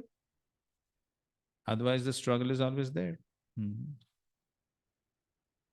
So Prabhupada writes, the nature of the mind is flickering and unsteady, but a self-realized yogi has to control the mind. The mind should not control him. So anyway, morning also, there was the discussion of mind being friend, enemy. So anyway, Mataji was talking about this one point which we sort of forgot yesterday, preaching to the mind. So she was focusing on that, correct? Preaching to the mind. So that's also one way of controlling. And then Prabhupada talks about who's a Goswami. 27. Prashanta manasam hyenam yoginam sukham uttamam Upaiti Shantarajasam Brahmabhutam Akalmasham. So in this way, the yogi comes to the Brahmabhuta platform where he is Prashanta Manasam, totally peaceful. The yogi whose mind is fixed on me verily attains the highest perfection of transcendental happiness. He is beyond the modes of passion. He realizes his qualitative identity with the Supreme and thus is freed from all reactions to past deeds. So, as Prabhupada writes, Brahma Bhuta is the state of being free from material contamination and situated in the transcendental service of the Lord. Mad Bhaktim Lavate Parang. One cannot remain in the quality of Brahman, the absolute, until one's mind is fixed on the lotus feet of the Lord. So, Amen, Krishna Padar. So, in this way, the yogi comes to the liberated platform. So, that's the stage that is being used. Brahma Bhutam Akalmasham. So, on this stage, there is no kalmash, there is no contamination because it's totally free from all reactions. 28. Yunjan evam sadatmanam yogi vigata kalmashaha sukena brahma samsparsham atyantam sukam ashnute. Thus the self-controlled yogi constantly engaged in yoga practice becomes free from all material contamination. Vigata kalmasha, same point. Previous verse also it was said what? Akalmasham. And here also it said Vigata kalmasha. So same point. He's freed from all material contamination and achieves the highest stage of perfect happiness in transcendental loving service to the Lord. Sukhena Brahma samsparsham atyantam sukham ashnute. Atyantam sukham. Highest happiness. In what? Brahma samsparsham. Brahma samsparsham. So Prabhupada defines what is that Brahma Samsparsham. The individual soul is part and parcel of the Supreme and his position is to render transcendental service to the Lord. This transcendental contact with the Supreme is called Brahma Samsparsha. Contact with the Supreme Brahman, that is called as Brahma Samsparsha. So the yogi at this stage, he is meditating on the super soul. So he has contact with the Supreme Brahman. So therefore, he's experiencing what? Atyantam Sukham. He's meditating on the beautiful form of the Paramatma. And so he has realized the Paramatma. He's in contact with the Paramatma. And so he's experiencing great transcendental happiness in that association with the Supreme Lord as Paramatma. 29. Sarvabhutastamatmanam sarvabhutani chatmani ikshate yoga yuktatma sarvatra samadarshanaha. A true yogi observes me in all beings and also sees every being in me. Indeed, the self-realized person sees me, the same Supreme Lord, everywhere. Okay, so he's seeing Paramatma everywhere. So at this stage, he's realized the Paramatma, he's seeing the Paramatma everywhere. So, quite similar to Vidya Vinay Sampanna, you can see Prabhupada is writing similar things. The perfect yogi knows that the Lord is eternally transcendental and is not materially affected by his presence in either a dog or a brahmana. That is the supreme neutrality of the Lord.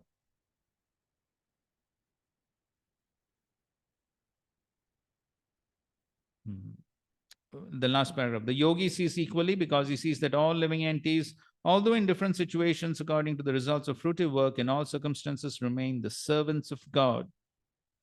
While in the material energy, the living entity serves the material senses, and while in the spiritual energy, he serves the Supreme Lord directly. In either case, the living entity is the servant of God. This vision of equality is perfect in a person in Krishna consciousness. 30. Yo mam pashyati sarvatra sarvam cha mai pashyati tasyaham na pranashyami sache na pranashyati. For one who sees me everywhere and sees everything in me, I am never lost, nor is he ever lost to me. So this is the reciprocal relationship between the Lord and the yogi. So the yogi is seeing the Lord everywhere, and so therefore the Lord is also reciprocating with him.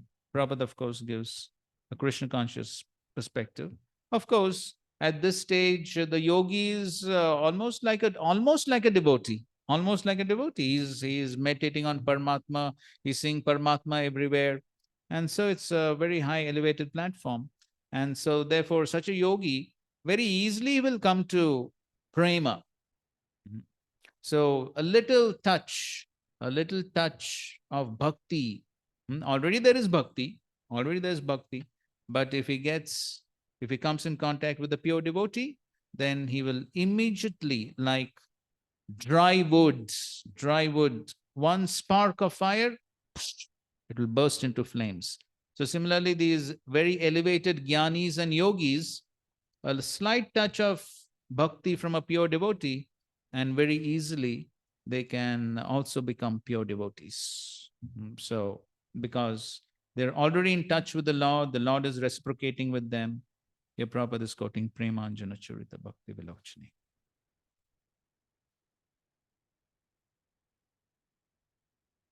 See the last paragraph Prabhupada is writing. At this stage, Lord Krishna never disappears from the sight of the devotee, nor does the devotee ever lose sight of the Lord. In the case of a yogi who sees the Lord as Paramatma within the heart, the same applies. The same applies. So the first paragraph Prabhupada is written about devotee, but then finally towards the end, Prabhupada is speaking about the yogi also. And the same principle applies for the yogi also. And such a yogi turns into a pure devotee. That's what we were discussing. So such a yogi very easily becomes a pure devotee and cannot bear to live for a moment without seeing the Lord within himself. So you see these elevated jnanis and yogis very easily turn into pure devotees. And of course, we have as far as elevated jnanis turning into pure devotees, we have examples of? Sukdev Goswami. Yeah, classic examples are, Shukdev Goswami and four Kumaras. Sarvam Bhattacharya also was a sort of jnani, of course, but there was, I think so, there was some tinge of Mayavad also there. Right. But in any case. 31. Sarvabhuta sthitam yo mam bhajatyekatvam sarvata vartamanopi sa yogi mai vartate. Such a yogi who engages in the worshipful service of the Supersoul, knowing that I and the Supersoul are one, remains always in me in all circumstances. So Prabhupada writes, a yogi who is practicing meditation on the Supersoul sees within himself the plenary portion of Krishna as Vishnu with four hands, holding conch shell, wheel, club, and lotus flower. The yogi should know that Vishnu is not different from Krishna. And so therefore Prabhupada is writing that, knowing that I and the Supersoul are one. And of course that Krishna himself says that later on in the Bhagavad Gita. Furthermore, there's no difference between the innumerable supersouls present in the innumerable hearts of living entities, nor is there a difference between a Krishna conscious person always engaged in the transcendental loving service of Krishna and the perfect yogi engaged in meditation on supersoul. You saw that? There is no difference between a Krishna conscious person always engaged in transcendental loving service and a perfect yogi engaged in meditation on the supersoul. So if the yogi becomes perfect, then he's as good as a pure devotee. But then the problem is what? The problem is for the yogi to come to this perfect stage is very difficult. Then for that it is Bhaunam Janmanamante. But if he comes to this perfect stage, then it's perfect. It's as good as a pure devotee. But it's not so easy. Yeah, then it's siddhis and so many distractions, so many things happen in between. So the yogi in Krishna consciousness, even though he may be engaged in various activities while in material existence, remains always situated in Krishna. It's talking about Yukta Vairagya. And a devotee of the Lord, always acting in Krishna consciousness, is automatically liberated. It's quoting from the Nagad.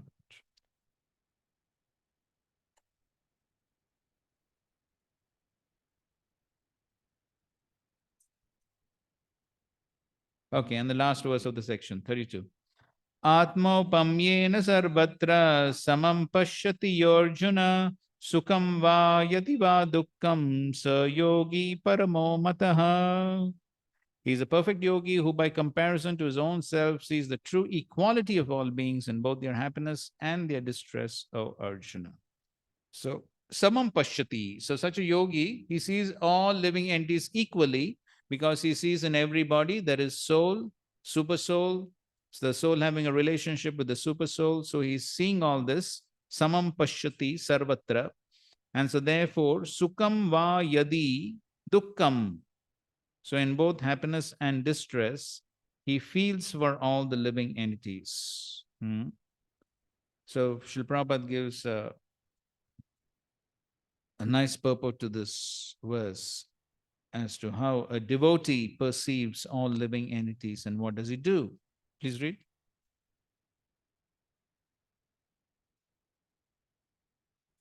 Purport. One who is Krishna consciousness is a perfect yogi. He is aware of everyone's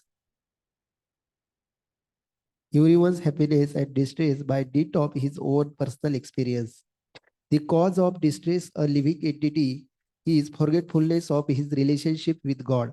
And the cause of happiness is knowing Krishna to be supreme enjoyer of all the activities of human being, the proprietor of all lands and planets, and the sincerest friend of all living entities.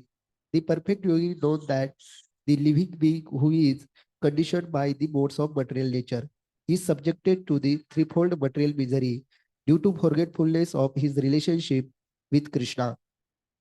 And because one in Krishna consciousness is happy, he tries to distribute the knowledge of Krishna everywhere. Since the perfect yogi tries to broadcast the importance of becoming Krishna conscious, he is the best philanthropist in the world and he is the dearest servitor of the Lord. Nacha tasmat manushena kaschin me priya krutatma. In other words, a devotee of the Lord always looks to the welfare of living entity, and in this way, he is actually the friend of everyone. He is the best yogi because he does not desire perfection in yoga for his personal benefit, but rise for others also. He does not envy his fellow living entities. Here is a contrast between a pure devotee of the Lord and the yogi interested only in his personal elevation. The yogi who has withdrawn to a secluded place in order to meditate perfectly may not be perfect as a devotee who is trying his best to turn every man toward Krishna consciousness. Yes. So, of course, this yogi also, when he comes to that realization that there is soul, super soul in all bodies, then he is also thinking about the happiness and distress of all living entities. That's what is being said. So the yogi also is thinking about how to make everyone happy, and so he also may preach. And of course, such a yogi eventually becomes a pure devotee himself. So this is how the yogi becomes perfect by his practice of dhyana yoga. Okay, time for a break. Hare Krishna.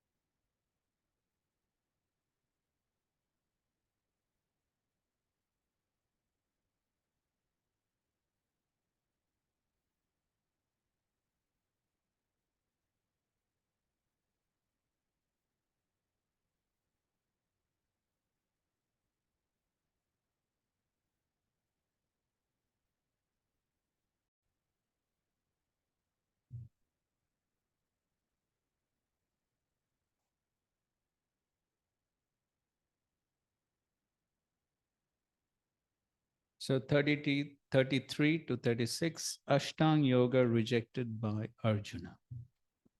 33. Arjuna uvacha yoyam yogastvaya prokta samyena madhusudana Etasyaham na pashyami chanchalatvat sthitim sthiram.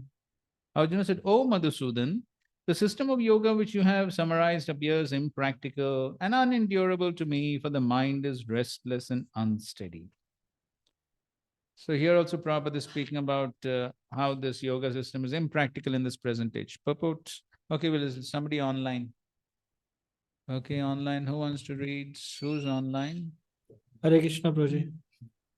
Okay, read. Purport.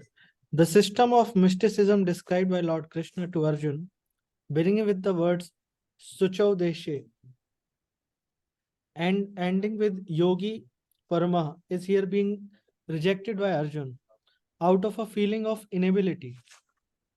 It is not possible for an ordinary man to leave home and go to a secluded place in the mountains or jungles to practice yoga in this age of Kali. The present age is characterized by a bitter struggle for a life of short duration. People are not serious about self-realization, even by simple practical means. And what to speak of this difficult yoga system, which regulates the mode of living, the manner of sitting, selection of place, and detachment of mind from material engagements. As a practical man, Arjuna thought it was impossible to follow this system of yoga. Even though he was favorably endowed in many ways, he belonged to the royal family and was highly elevated in terms of numerous qualities. He was a great warrior. He had a great longevity, and above all, he was the most intimate friend of Lord Krishna, the Supreme Personality of Godhead. 5,000 years ago, Arjun had much better facilities than what we do now. Yet he refused to accept the system of yoga. In fact, we do not find any record in history of his practicing it at any time. Therefore, this system must be considered generally impossible in this age of Kali. Of course, it may be possible for some very few rare men, but for the people in general, it is impossible proposal. If this were so 5,000 years ago, then what of the present day? Those who are imitating this yoga system in different so-called schools and societies, although complacent, are certainly wasting their time. They are completely in ignorance of the desired goal. Yes, so Prabhupada speaks about this many times, how even Arjuna refused 5,000 years ago. Then what is the possibility in the present age? Why? Chanchalam hi mana Krishna pramati bhalavadridam tasyaham nigraham manye vayoriva sudushkaram. For the mind is restless, turbulent, obstinate, and very strong, O Krishna. And to subdue it, I think, is more difficult than controlling the winds. Purport.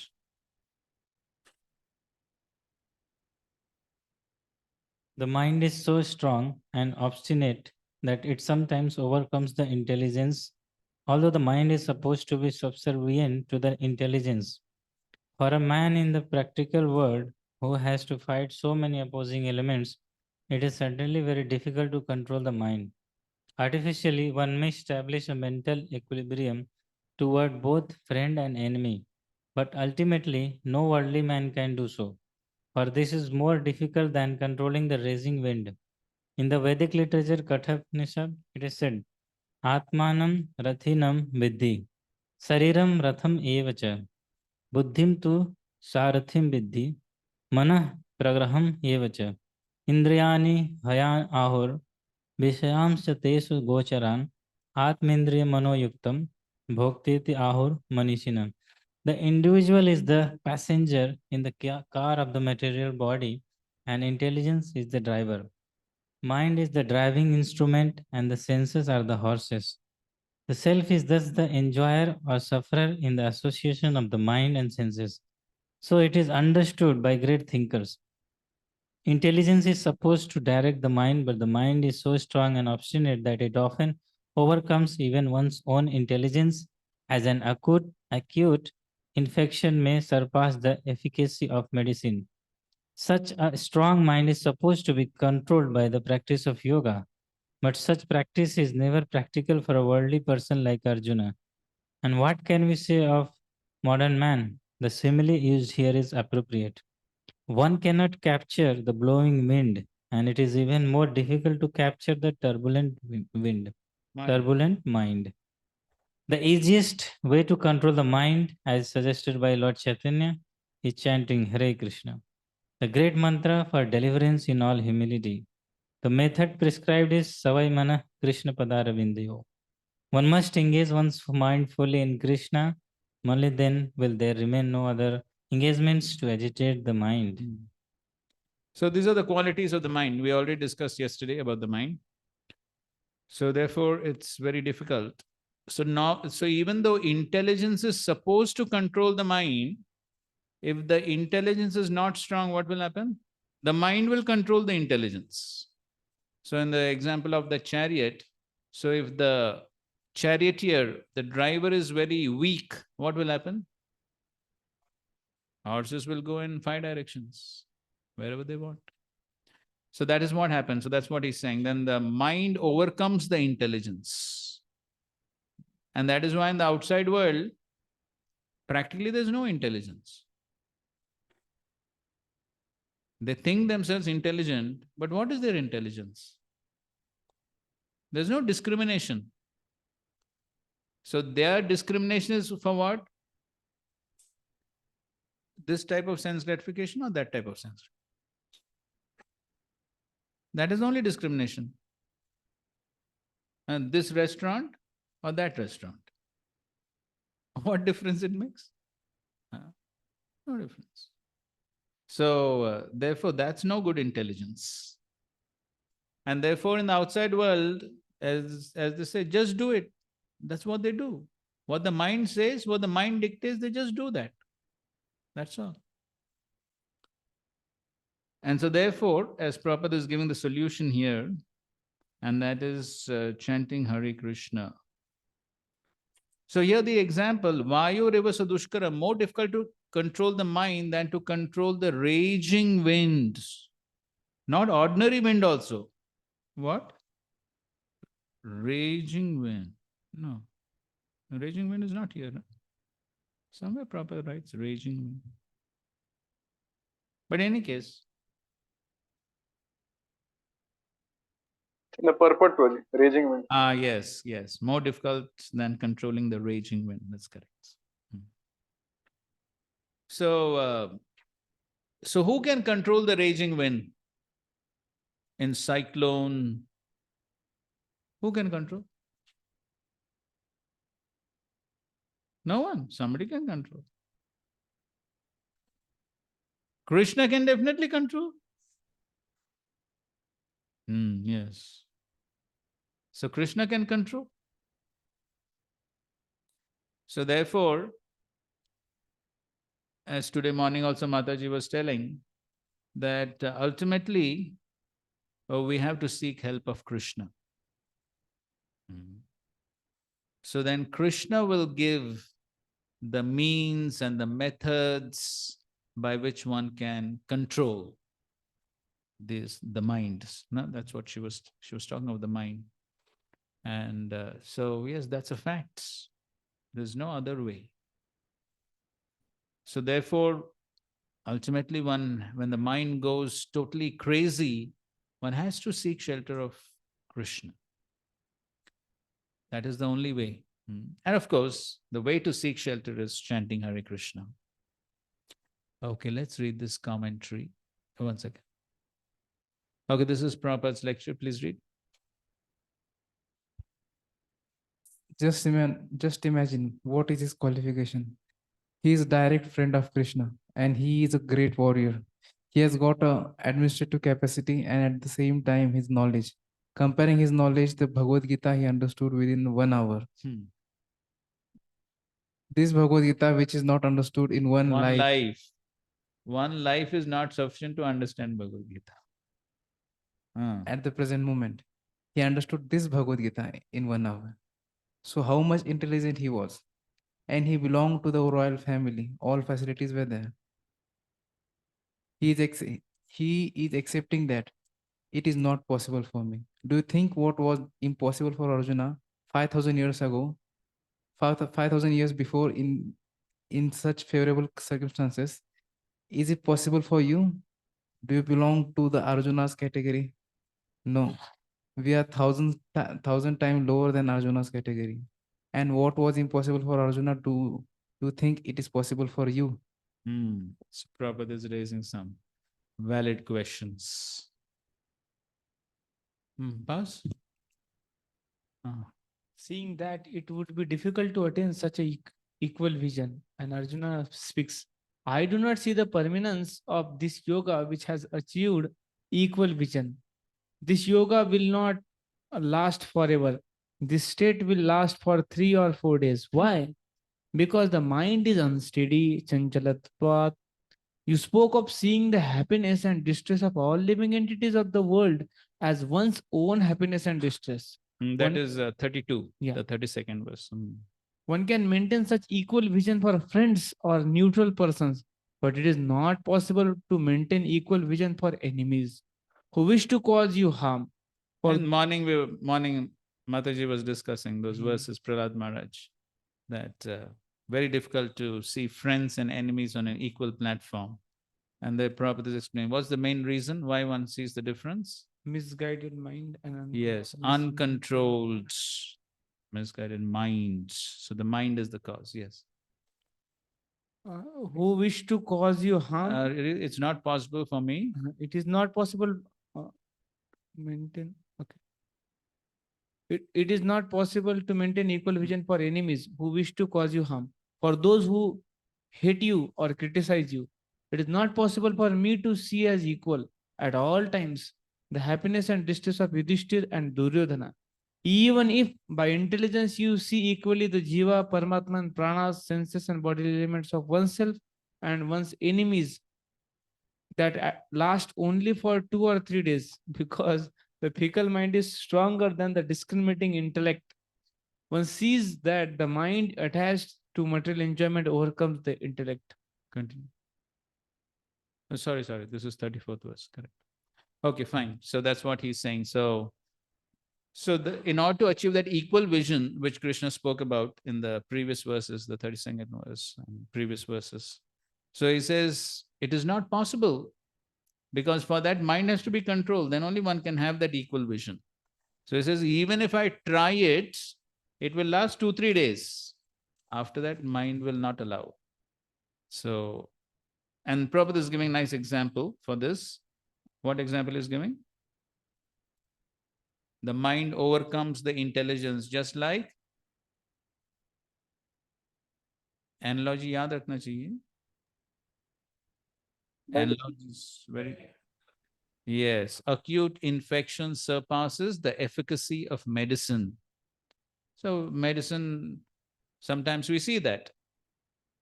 So if the infection is very acute, deep-rooted, then even though one takes medicine, the bacteria may develop resistance, and then the medicine does not work. So that is the case of the mind. So now Krishna gives the solution. Okay, that was 33rd verse. Okay, 34th verse. Okay, read this also. 34th verse. In this verse, Arjuna speaks of that fickle mind. But Arjuna, it is possible to control the mind by the discriminating intellect, according to the scriptures. The Shruti says, the soul is the passenger and the body is the chariot. Katha Upanishad 1.3.3. The Smriti says, transcendentalists who are advanced in knowledge compare the body, which is made by the order of the Supreme Personality of Godhead, to a chariot. The senses are like the horses. The mind, the master of the senses, is like the reins. The objects of the senses are the destinations. Intelligence is the chariot driver, and consciousness which spreads throughout the body, is the cause of bondage in this material world. But the mind very strongly agitates the intellect, Paramathi. How can that happen? Just as a strong disease does not recognize the medicine which is supposed to cure it, the strong mind by its very nature ignores the discriminating intellect, Balavat. Moreover, the mind is very firm, like iron, which is impossible to pierce by the fine needle of intellect, Dridham. I consider it is difficult to overcome the mind by Ashtanga Yoga. That is like trying to control the violent wind in the sky by stopping the breath with Kumbhaka. Okay, ठीक है. ठीक है. Okay, so that's what. So he's giving here one more example. Just like iron cannot be pierced by a needle. So similarly, the mind is dridam. So very difficult to control the mind by Ashtanga Yoga. Okay, now Krishna gives a solution. Shri Bhagavan Uvacha Asamshayam Mahabaho Manodunnigraham Chalam Abhyasena tu Kaunteya Vairagyena Chagriyate. Lord Shri Krishna said, O mighty armed son of Kunti, it is undoubtedly very difficult to curb the restless mind, but it is possible by suitable practice and by detachment. Purport. Okay, online purport, maybe, I don't know, who's it? Pratik Prabhu or something? Yes. Okay, Uma Shankar.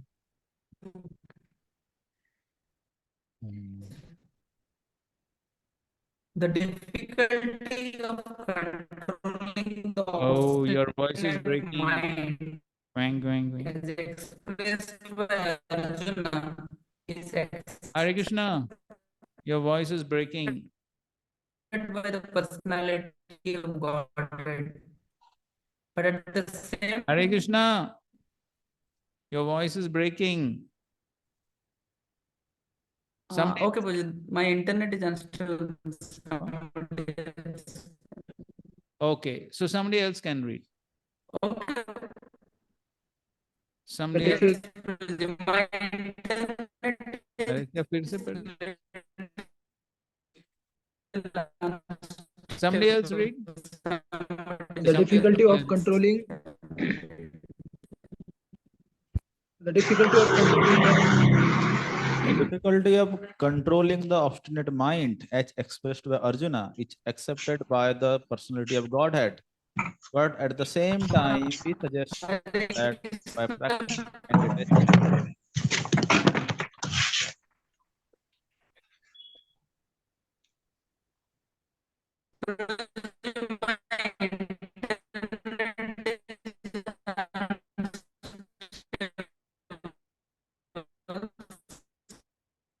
कैसे mute करते?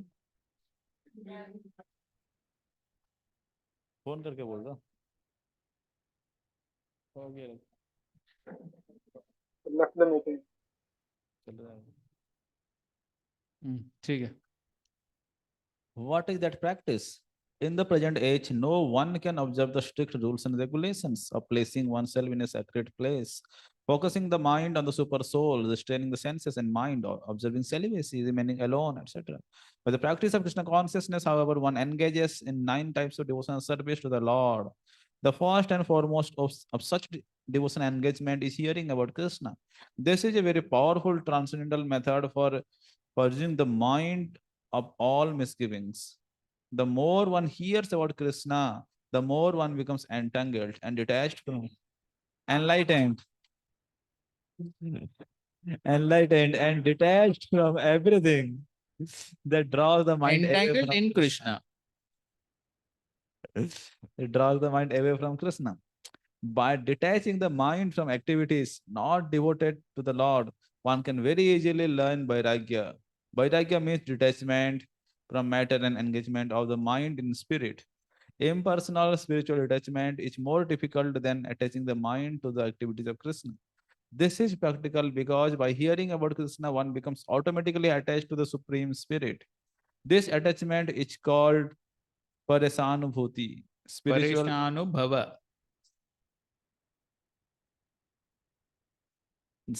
satisfaction. It is just like the feeling of satisfaction, satisfaction a hungry man for every morsel of food he eats. The more one eats while hungry, the more one feels satisfaction and strength. Similarly, by discharge of devotional service, one feels transcendental satisfaction as the mind becomes detached from the material objectives. It is sometimes like curing a disease by expert treatment and appropriate diet. Hearing of the transcendental activities of the Lord Krishna is therefore expert treatment for the mad mind, and eating the foodstuffs offered to Krishna is the appropriate diet for the suffering patient. This treatment is the process of Krishna consciousness. Yes. So what is abhyas? What is abhyas? Hearing about Krishna. That is the abhyas. So the more one hears about Krishna, the more one becomes enlightened and detached from everything that draws the mind away from Krishna. Okay, so before that, Prabhupada is writing, this is a very powerful transcendental method for purging the mind of all misgivings. Purging. Okay. Purging means flushing out all the misgivings, anarthas. Nashtaprayeshu abhadreshu nityam bhagavata sevaya bhagavati uttama shloku bhakti bhavati nashta. So that's the abhyas that Krishna is speaking about to control the mind. So the more one engages the mind in Krishna's service, the more one will be able to control the mind. So therefore, the practice is required. So therefore, in so many purports we read from Nectar of Instruction also yesterday, Prabhupada is speaking about the Krishna conscious movement is meant for what? Training the mind, training the mind. So this is the training. So the training is to constantly hear about Krishna, think about Krishna's service. Yesterday, Ajay Prabhu was talking about thinking of parikrama, Vrindavan parikrama and Navdeep parikrama. Okay. Golok parikrama. Good. Today, which parikrama? Today you left the parikrama. So in any case, if one keeps the mind engaged in Krishna's service somehow or other, so that is the abhyas. That's the practice by which one can control the mind. And vairagya. So the vairagya automatically develops by the practice of bhakti as one gets a higher taste and one develops satisfaction. Vasudeve Bhagavati Bhakti Yoga Prayojita Janyatya Ashu Vairagyam Jnanam Chayad Ahitukam. So the vairagya will automatically develop when one practices bhakti, one develops satisfaction in bhakti. And Prabhupada is referring to this verse from the 11th canto of the Bhagavatam. I suppose that's 11:542. No, 11:2. 11:2.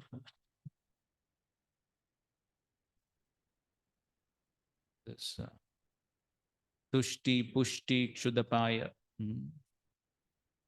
Bhakti, Pareshanubhava, Virakti. So that is what Prabhupada is referring to. So by practicing bhakti, automatically there is satisfaction, there is realization of the supreme spiritual satisfaction, Prabhupada is saying. So to the degree that spiritual satisfaction is there, then automatically there'll be virakti, detachment from all the material things. So this is the practice that is needed. Okay, read this commentary. Accepting what Arjuna has said, Krishna gives a conclusion. What you have said is certainly true, but though a disease may be very serious, by taking the right medicine according to the doctor's prescription repeatedly, after a long time the disease gets cured. Similarly, though the mind is difficult to control, it is possible to control it by repeated practice according to the dictation, according to the direction of the Guru. By constant application of the process of meditation on the Supreme Lord, Abhyasena, and by dissociation from the objects of enjoyment, Vairagyana. Patanjali says in the sutras, Abhyas Vairagyabhyam Tan Nirodha. Yoga Sutras 1.12. The mind is controlled by practice and detachment. Since you defeated many great warriors in battle, Mahabaho, and even defeated Lord Shiva, can you not defeat the mind? If you are able to defeat the soldiers called the mind by the weapon of the great process of yoga, then you can be called mighty armed. O Kaunteya, you should not fear, as you are the son of my aunt Kunti, It is proper that I help you. So he is giving the significance of the usage of the two words, Mahabaho and Kaunteya.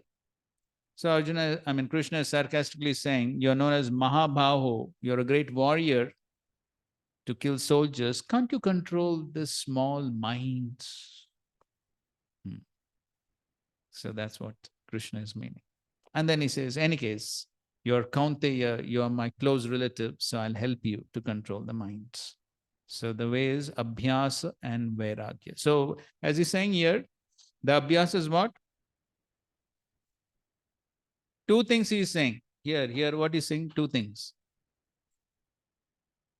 Repeated practice according to the direction of the Guru. Yesterday also we were discussing that verse 5:11:17. Yes, Hari Guru Charana Upasana Astra. So the same thing he's also telling. And the second point is constant application of the process of meditation on the Supreme Lord. And of course, that meditation on the Supreme Lord comes by hearing. So that's the practice. It's a constant practice. And disassociation from the objects of enjoyment. Then to the degree one develops the higher taste, then that will take place.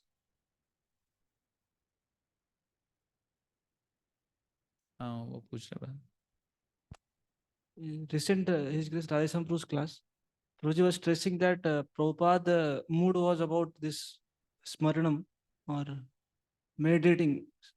Here it is said that service, through service we can meditate on Krishna. So is it that only service what to do, or hearing? You are saying hearing. In Krishna consciousness, everything is meditating on Krishna. Anything connected to Krishna is meditation on Krishna. So Shravanam Kirtanam is also meditation on Krishna. Serving Krishna is also meditating on Krishna. So everything is meditating on Krishna. So in that class, the point was devotees were more going toward this hearing and first time reading. So at the Prabhupada mood was that we should do service, and that is meditation. Balance. So what is the program Prabhupada gave us? Yes. Morning program, evening program, exclusive meditation on Krishna. And in between services, that is also meditation on Krishna. That is the program Prabhupada gave. Very balanced program. Prabhupada only has given balanced program. There's no need of inventing anything new. Prabhupada is...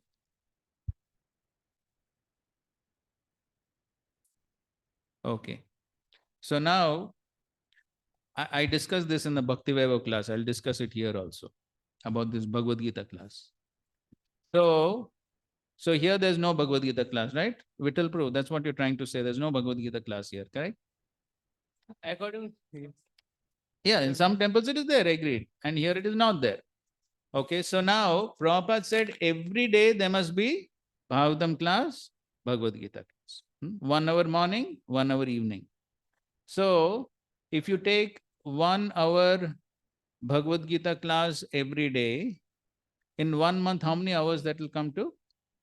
30 hours, correct? 30 hours.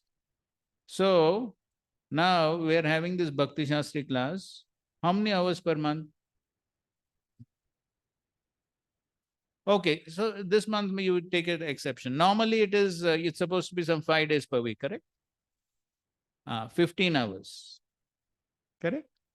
So 15 hours of classes, maybe a little extension here, the 15, 20 hours. And then remaining about, so some of those classes, and then some time for self-study. So that is how the 30 hours are covered by attending these classes. So therefore, if somebody is not attending any class, then they're not following that Prabhupada's instruction. So if somebody is not attending any of these classes, then how that instruction of Prabhupada is being followed? So therefore, if one is not attending Bhagavad Gita class, there must be some substitute classes have to be there. So, and even in temples where Bhagavad Gita class take place, Hardly any brahmacharis attend.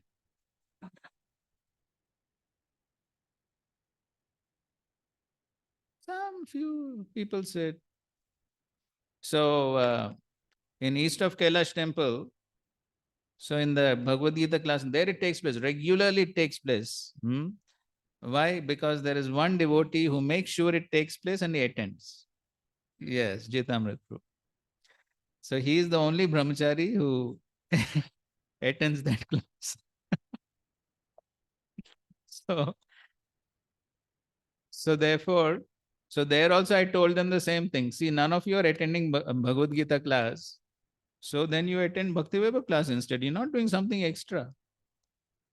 Otherwise, they think, oh, we're doing Bhakti Vaibhav course, we're doing something extra. I said, no, you're not doing anything extra. That same instruction of Prabhupada only you're following.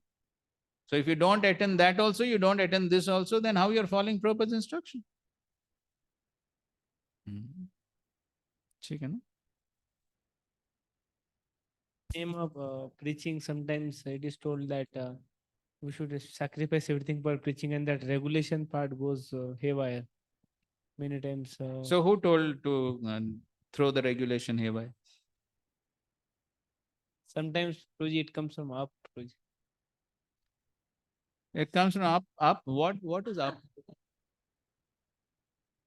Understood, Prabhuji. Exceptions don't become the rule. There could be exceptions, but exceptions can't become the rule. So if exception becomes the rule, then it's no longer exception.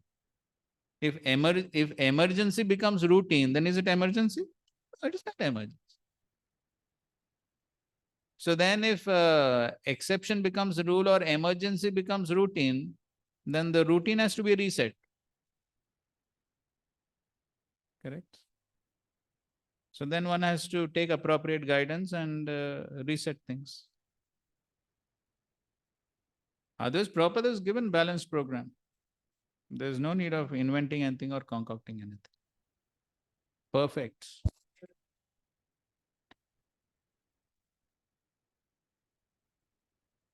What we are doing our Okay. What you're doing in your personal sadhana That- is also obeying Prabhupada's instruction, because Prabhupada said in addition to these two classes, one should also read 1-2 hours every day.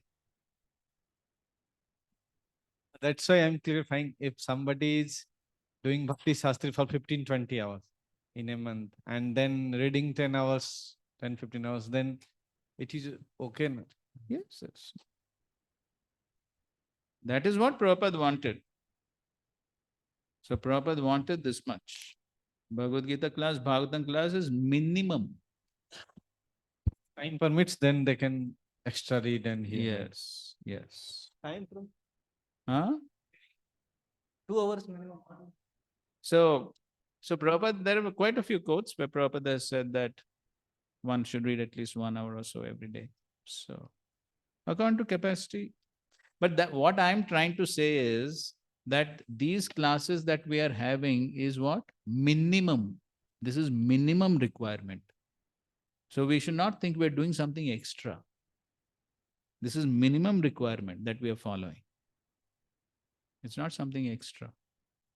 Otherwise, some devotees think, oh, what is this brahmachari class, this, that. No, it's not extra. It is minimum requirement.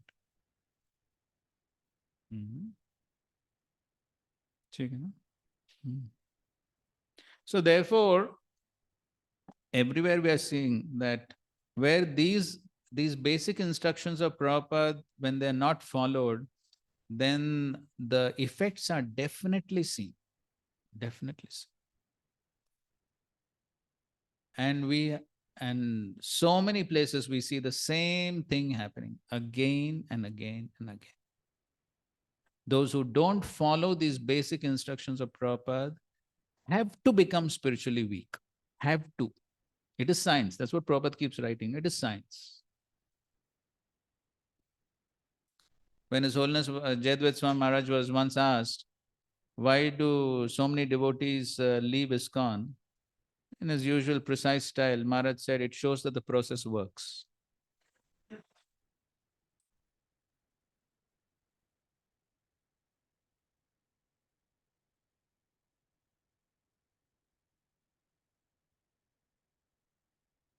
So, and it's a fact. It's a fact. Everywhere we see it. Can't play around.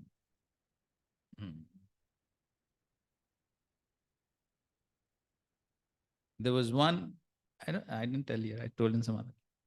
Anyway, we won't say where. But there was one brahmachari in one temple who challenged Maya. So he was regularly not attending the morning program. No day. And nothing, no Bhagavatam class, nothing. And so other brahmacharis were telling him, Are, be careful. You can't continue like this. You won't be able to continue. And he had a service of, and his service also was very special. Cultivating well-wishers, and going to all these rich people's places. And so devotees were telling him. So he used to say, अरे अब तक कुछ नहीं हुआ है, आगे क्या होगा? ऐसा ही चलता रहेगा. So that would be his response. So he challenged Maya. क्या होने वाला है? Now when Maya takes seriously the challenge, then what anyone will do? Big yogis like Vishwamitra fell down.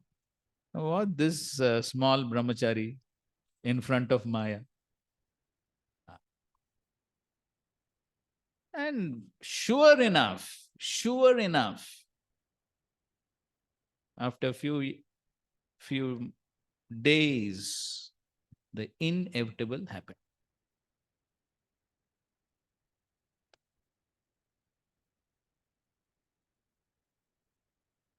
And then, anyway, we don't want to tell more details. But then, you know what happens. Maya's insignificant expansion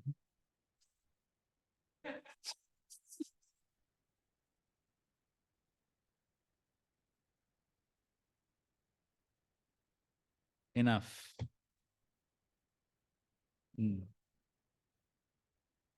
So that's the point. One cannot play around. So one has to be careful. So sometimes some devotees think we'll challenge Maya. Chal raha hai. So no, Krishna consciousness science. So it may happen that our authorities don't tell us anything. Nobody tells us anything. So that's the case, right? In most temples, it's like that. And maybe here also, I don't know how strict things are these days. But one may think like that. Nobody is telling anything. Chal raha hai. Prasad to mil raha hai. So one may think like that, but it's a science. It's a science. And history repeats itself. One just cannot play around. What to speak of small people in the past and even in the recent future? Sannyasis, GBCs, just doesn't matter who. That's the meaning of science. Who, where, what, nothing matters. Science means it's applicable, universally applicable. At all places, at all times, all persons. That is the meaning of science. And the history of our own movement has shown it. There's no need to go somewhere else to see. In our own moment, we have seen it. Again and again and again. So this is what you have to learn from history. If we don't learn from history, very unfortunate. So it's just a matter of time. It's just a matter of time. Nobody may say anything. Nobody may say anything. Oneself will become a victim. Nobody needs to say anything. Automatically it will happen. One will automatically become a victim. So that's how it works. It's a science. That's all. So therefore, here Krishna is saying, abhyas, the abhyas is required. It's not joke. The abhyas is required. Abhyas, daily practice, every day. Therefore, Prabhupada, so many lectures, Prabhupada says, not Sapta Bhagavat. Prabhupada didn't, Krishna didn't, Bhagavatam, Sutta Goswami doesn't say Sapta Bhagavat Sevaya. What do you say? Nityam Bhagavata Sevaya. So one has to follow the process, day in and day out. Day in and day out. The rigorous schedule has to be followed. There's no relaxation in that. That's what we were talking. Military discipline. You see that discipline. Every day they have to go jogging.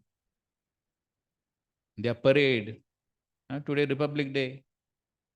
So you'll see so many parades. So they to do that parade there in front of the President of India, then every day parade they are doing. So see, the program has been set. Now how to follow, when to compromise, when not to compromise, all those are details that you have to work out. Program is program. Get the point?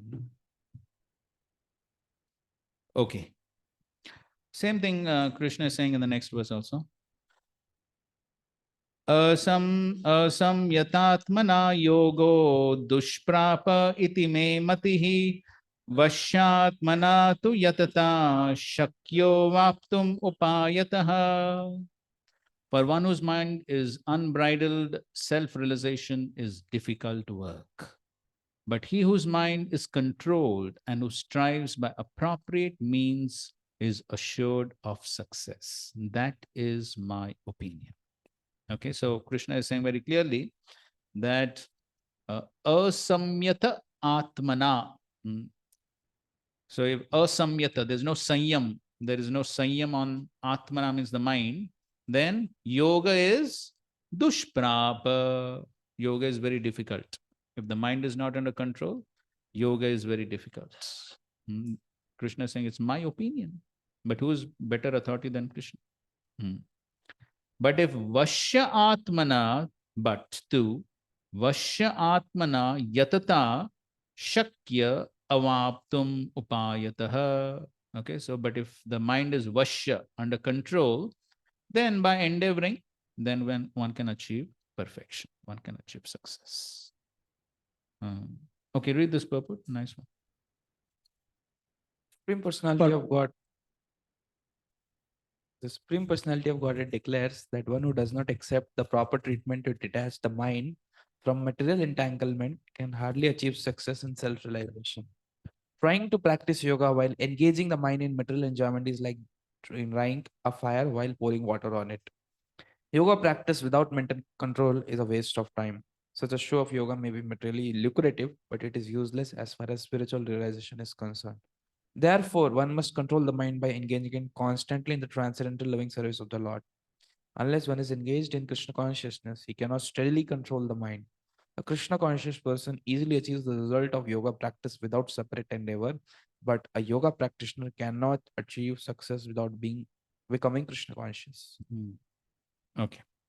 So now, so that's the end of this discussion about the minds. So Arjuna says very difficult, and then Krishna is giving a solution. Okay. So now we go to the last section, 37 to 45, destination of the unsuccessful yogi. So just day before we heard lecture on this, right? No, yesterday. No? Yesterday. Yeah. Yesterday only we heard lecture on this section. So we'll rapidly go through it. Arjuna uvacha ayati shraddhayopeto yoga chalitamanasaha aprapya yoga samsiddhim kamgatim Krishna gacchati. Arjuna said, "O Krishna, what is the destination of the unsuccessful transcendentalist who in the beginning takes to the process of self-realization with faith, but who later desists due to worldly mindedness and thus does not attain perfection in mysticism?" Okay, so Arjuna is asking a very practical question. So if somebody, he begins the process with faith, shraddhaya, but ayati, he does not become successful.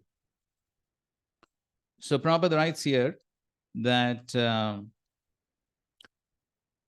so he talks about three methods in the purport. He says self-realization is sought by the path of knowledge, by the path of eightfold system, or by bhakti yoga. Jnana yoga, Ashtanga yoga, and bhakti yoga, three processes. To realize the constitution portion of living entity, relationship with God, and the activities whereby he can re-establish the lost link and achieve the highest perfection stage of Krishna consciousness. Following any of the above mentioned three methods, one is sure to reach the supreme goal sooner or later. Right? That this was asserted by the Lord in the second chapter, even a little endeavor on the path. Out of these three methods, the path of Bhakti Yoga is especially suitable for the sage because it is the most direct method of God realization. To be doubly assured, Arjuna is asking Lord Krishna to confirm his former statement. Which former statement? Which former statement? Neha Vikramanashosti Pratyavayuna Vidyate Swalpampyasa Dharmasya Thrayate Matubhaya. There is no loss on the path. That is the former statement. So one may sincerely accept the path of self-realization, but the process of cultivation of knowledge and the practice of the Eightfold Yoga system are generally very difficult for the sage. Therefore, despite constant endeavor, one may fail for many reasons. So what are the reasons Prabhupada is giving? First of all, one may not be sufficiently serious about following the process. This is one reason. One reason why one may not be successful is not sufficiently serious. Prabhupada, therefore, both in lectures and purports, has very often repeated two words. What? Yes, sincere and serious. So if one is not serious, one cannot achieve success on any path.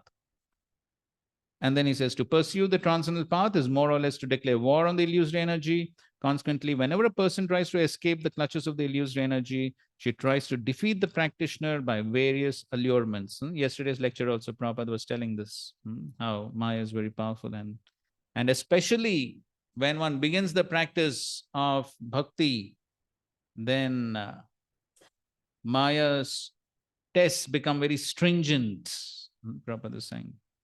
A conditioned soul is already allured by the modes of material nature, and there's every chance of being allured again, even while performing transcendental disciplines. This is called yoga chalita manasa, deviation from the transcendental path. Arjuna is meant to know there's also deviation. Okay, 38. Kachin no bhaya vibrashtash chinna bhram iva nashyati apratishto mahabaho vimudo brahmana gatpati.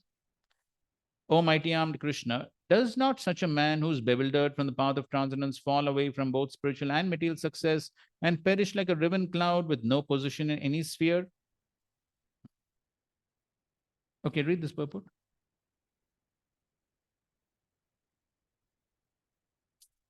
There are two ways to progress. Those who are materialists have no interest in transcendence. Therefore, they are more interested in material advancement by economic development or in the promotion to the higher planet by appropriate work. When one takes to the path of transcendence, one has to cease all the material activities and sacrifice all forms of so-called material happiness.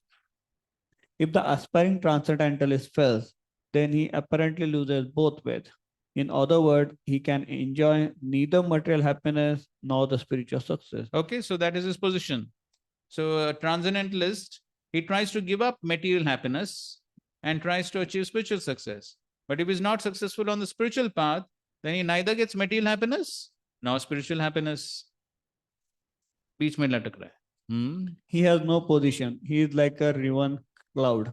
A cloud in the sky sometimes deviates from the small cloud and enjoys the big one. But if it cannot join a big one, then it is blown away by the wind and becomes a non-entity in the vast sky.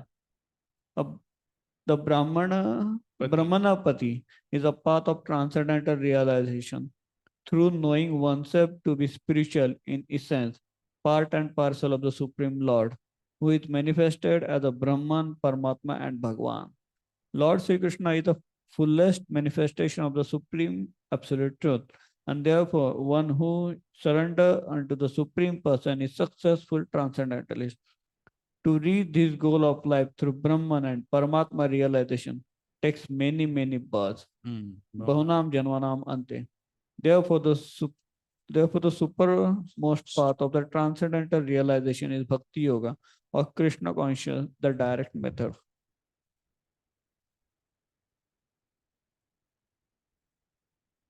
So here he says, he starts the practice of yoga with faith in the yoga scriptures and is therefore not an imposter. He's sincere, initially sincere, but he deviates from yoga for his mind turns to objects of enjoyment because of lack of practice and detachment. So practice and detachment are the solutions to control the mind. So when the practice and detachment are not there, then he becomes attached to the objects of enjoyment, and thus he does not attain complete perfection. Okay.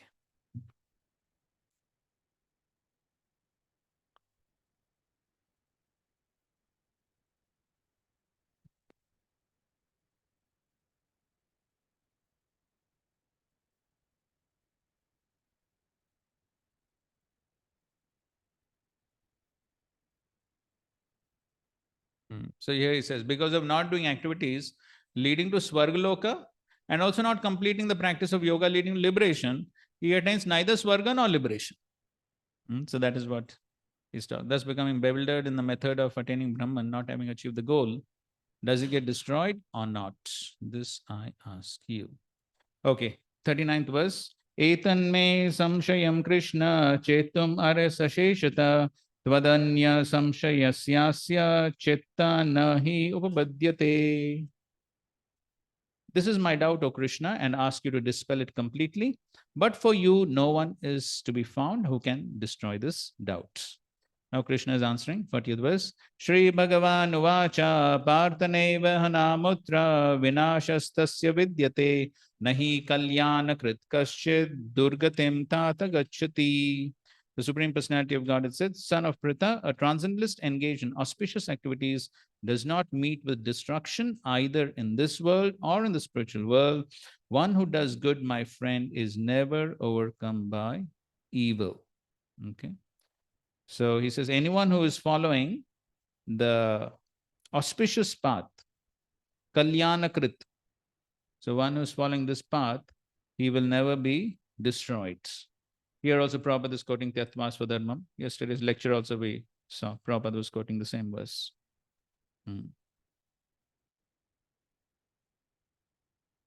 So now Prabhupada is explaining the last paragraph. Those who are following the path of auspiciousness can be divided into three sections. The followers of scriptural rules and regulations who are enjoying material prosperity. Who are they? Yes, the karma kandis. Those who are trying to find ultimate liberation from material existence.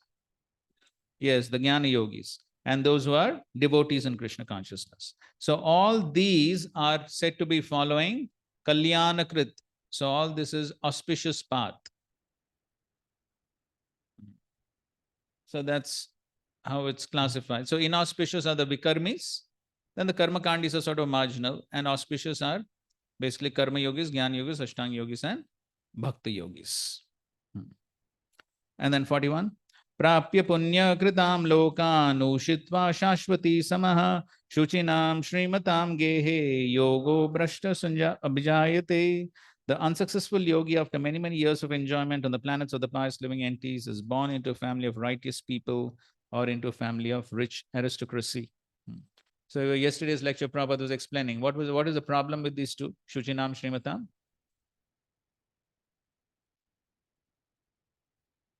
So if they're Srimatam, sense gratification, yes, they can take to sense gratification. And a Brahmana family, then you think, what's this Krishna consciousness? I know everything. That's what happens in India. So, and then 42. So that is those who practice yoga for some time and fall down. Then this is what happens. Because they have desires for sense enjoyment. So therefore, they're given a chance to fulfill those desires by going to the heavenly planets, and then they come down. Yes, in these families, that's correct. 42. Athava yoginameva kule bhavati dhimatam etaddi dullabhataram loke janma yadidrisham. Or if unsuccessful after long practice of yoga, he takes his birth in a family of transcendentalists who are surely great in wisdom. Certainly such a birth is rare in this world. And Prabhupada gave his own example in yesterday's lecture also, and here also he gives. Okay, read this purport anyway, it's nice. He gives his example and his Guru Maharaj's example. Birth in a family of yogis or transcendentalists, those with great wisdom, is praised herein. Because a child born in such a family receives a spiritual impetus from the very beginning of his life. It is especially the case in the Acharya or Goswami families. Such families are very learned and devoted by tradition and training, and thus they become spiritual masters. In India, there are many such Acharya families, but they have now degenerated due to insufficient education and training. By the grace of the Lord, there are still families that foster transcendentalist generation after generation. It is certainly very fortunate to take birth in such families. Fortunately, both our spiritual master, Om Vishnupad Sri Srimad Bhakti Siddhanta Saraswati Goswami Maharaj, and our humble self had the opportunity to take birth in such families by the grace of the Lord. And both of us were trained in the devotional service of the Lord from the very beginning of our lives. Later on, we made by the order of the transcendental system. Yes, divine arrangements.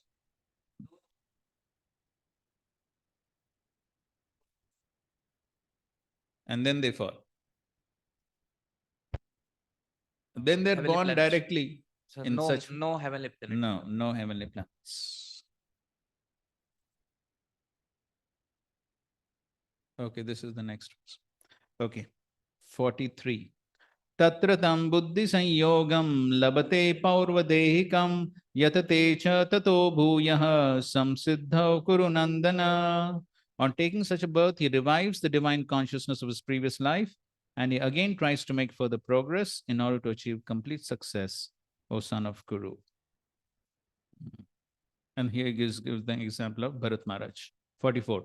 Purvabhyasena teneva riyate hi avasho api saha jigyasurapi yogasya shabdha brahmati vartate. By virtue of the divine consciousness of his previous life, he automatically becomes attracted to the yogic principles even without seeking them. Such an inquisitive transcendentalist stands always above the ritualistic principles of the scriptures. Riyatehi avasha apisa. Avasha means automatically he becomes attracted to the spiritual practices. And in yesterday's lecture, we heard what Prabhupada says, how that attraction develops. Yes, the Paramatma says, now you go. Now you go. Last life you left till this point, now you continue.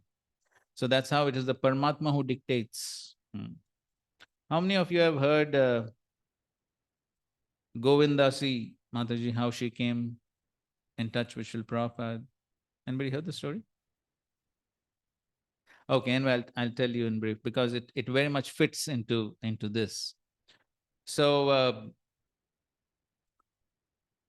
so of course, she and her to-be husband, Gaurasundar Prabhu, they were the hippies, basically given up material life, and then they read some Indian books on religion, philosophy, yoga. And so this Mataji, every day, she would meditate for 8 hours at a stretch. 8 hours at a stretch, she was meditating. Just by reading these books on yoga. She was doing that. And then they received these pamphlets, flyers, advertising that Swamiji is coming to San Francisco. So as soon as they read this, then both of them, actually Gausunda Prabhu, as soon as he sees that, he says, so we will attend the Swamiji's program and we will do everything what he tells us to do. So even before meeting him, they were sort of convinced that we should follow this Swami. And no, nothing. She was doing her meditation. And then one day she went to one bookstore selling Indian books. And she went to that bookstore. She was just looking around various books. And then she picked up one magazine and she was going through it. And then finally, she came to the last cover page. And like here you see, who do you see here? So on that, it was Back to Godhead magazine. And so when she came to the end, she saw Prabhupada's photo. And she's in the shop with many people around. But as soon as she saw Prabhupada's photo, she began shouting, I have found him, I have found him. And tears started pouring out of her eyes.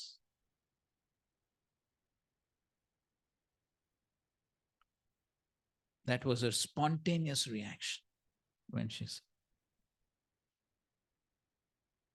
And then, needless to say, when Srila Prabhupada came to San Francisco, they met him and immediately, they surrendered their lives.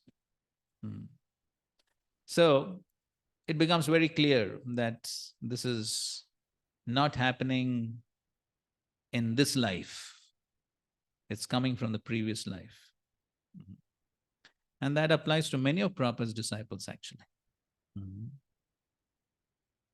So, just by seeing Prabhupada once, or not even seeing him, just seeing photo, or just by hearing Harinam once. So, very special. So therefore, of course, Srila Prabhupada himself said, Sri Chaitanya Mahaprabhu has sent all these souls, placed them in different parts of the world to help them spread Krishna consciousness. So therefore, Prabhupada disciples, many of them are very special. So that's how Krishna then directs, you go there, you go there. So automatically, so nobody needs to tell, automatically. So it's Paramatma who's telling actually from within. And that's what happens. And then they restart their spiritual practices. And so such a person is above the ritualistic principles of the scriptures. And therefore he gives the example of Haridas Thakur. So now this, what is being explained in this purport is an answer to one of the parts of your open book question. What is the third part of your question?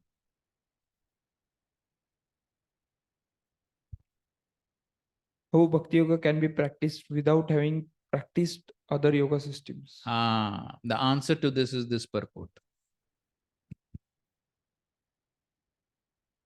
So here it is being explained. Advanced yogis are not very much attracted to the rituals of the scriptures, but they automatically become attracted to the yoga principles which can elevate them to complete Krishna consciousness, the highest yoga perfection. In the Srimad Bhagavatam, such disregard of Vedic rituals by advanced translators is explained as follows. You know this verse, right? Ahobata shopachodo garya. Te pus tapaste juhuvu sasnurarya brahmanuchu nama grinantiye. So one who's chanting the holy names, he has already done all this. What? All kinds of austerity, sacrifices, bathed in all sacred places, finished all scriptural studies. And then the example of Haridas Thakur. And because he chanted the holy names of the Lord constantly, it is understood that in his previous life, he must have passed through all the ritualistic methods of Vedas, known as Shabda Brahma. Unless, therefore, one is purified, one cannot take the principles of Krishna consciousness and become engaged in chanting the holy name of the Lord. Okay. 45. प्रयत्नाद्यतमानस्तु योगी संशुद्ध किल्बिषः अनेक जन्म संसिद्धस्ततो याति पराम गतिम्. And when the yogi engages himself with sincere endeavor in making further progress, being washed of all contaminations, then ultimately achieving perfection after many, many births of practice, he attains the supreme goal. Okay, so in this way, he continues his practice, prayatnat, rigid practice, Prabhupada translates, prayatnat. Yatamana, endeavoring. So he continues his endeavors, he gets purified. But of course, if he gets the association of a devotee, well and good, then he can, if he's any other yogi, then he can.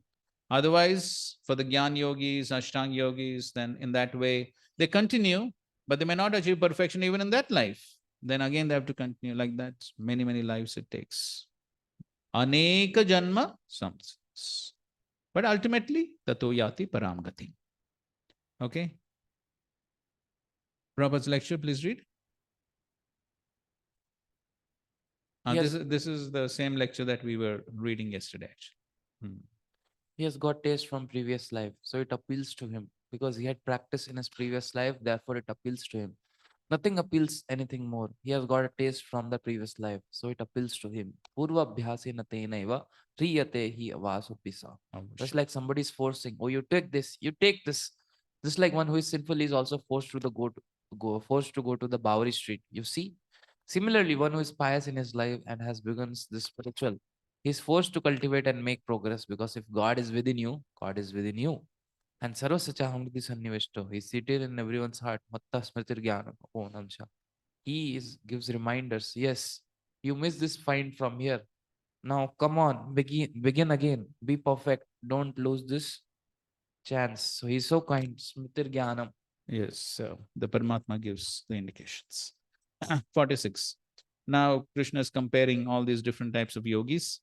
Tapasvibhyo diko yogi jnanibhyo api mato adikaha karmebhyascha yogi tasmad yogi bhavarjuna. A yogi is greater than the ascetic, greater than the empiricist, and greater than the fruitive worker. Therefore, O Arjuna, in all circumstances, be a yogi. So, okay, and anyway, finally the last verse, we'll go to the last verse. Yogi namapi sarvesham madgatenantaratmana shraddhavan bhajate yo mam same yuktatamo mataha. And of all yogis, the one with great faith who always abides in me, thinks of me within himself, and renders transcendental loving service to me. He is the most intimately united with me in yoga and is the highest of all. That is my opinion. Okay, so now, what is the first question, the sub question? No, the first one we discussed yesterday, correct? What is the second one? How Bhakti Yoga contains all the components of the other yoga system. We had discussed this initially, if you remember, when we were discussing Yoga Ladder, but Prabhupada explains this here again. So you read the third paragraph of the purport.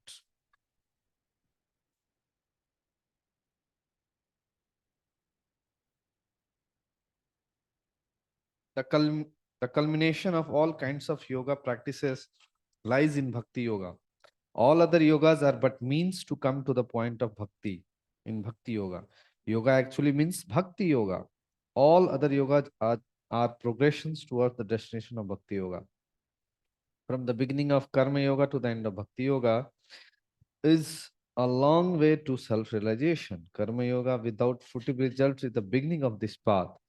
Okay, so here, so he's explaining what is the component of each of the yoga systems. What is the component of Karma Yoga? Detached work, acting without fruitive results. Then, read. When Karma Yoga increases in knowledge and renunciation, the stage is called Jnana Yoga. So the components of Jnana Yoga are? Knowledge and renunciation. Knowledge and renunciation are added to detached work. The previous qualities remain, the previous components remains, new ones are added to the previous ones. Please remember that. When Gyan Yoga increases in meditation on the super soul by different physical processes, and the mind is on him, it is called Ashtanga Yoga. So what are the components of Ashtanga Yoga? Meditation and controlling the mind. Meditation on the super soul and controlling the mind. These are the components of Ashtanga Yoga. And then? And when one surpasses the Ashtanga Yoga and comes to the point of the Supreme Personality of Godhead Krishna, it is called Bhakti Yoga, the culmination. Okay, so in Bhakti Yoga, what is added? Yes, devotion to the Supreme Personality of Godhead. Okay.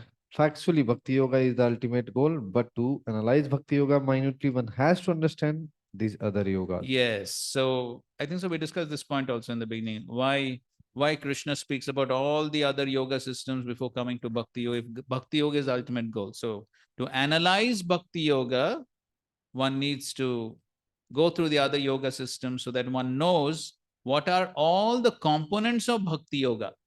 So Bhakti Yoga contains all these components. Which all components? Detached work, knowledge, renunciation, meditation, control of the mind, and devotion. So all these are the components of Bhakti Yoga. And so then in your answer, you have to explain how Bhakti Yoga contains all these components. So in Bhakti Yoga, we're doing detached work, correct? How? Yes, offering the fruits to Krishna. Then there is knowledge. What type of knowledge? What type of knowledge? Bhakti Gyan. Knowledge about Bhakti. These are Bhakti Shastras, correct? So we are discussing knowledge about Bhakti, Bhagavan, Atma. So all this knowledge we're discussing. Then similarly, there is renunciation. What type of renunciation? What is our renunciation called? Yukta Vairagya. So we're practicing Yukta Vairagya. Similarly, we're doing meditation. Meditation, what's our meditation? Yes, chanting the holy names, meditating on the deities. That's also a meditation. Controlling the mind and senses. How we are controlling mind and senses? Yes, by engaging all of them in Krishna's service. Okay, so you have to explain all this in your answer. And the main question is what? The main question is what?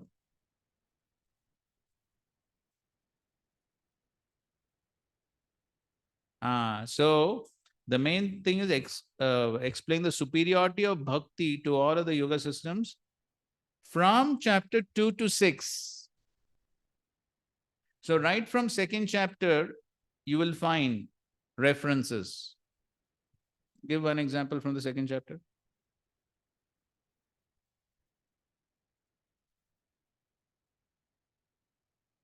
So where you'll find in the second chapter, where do you find superiority of bhakti?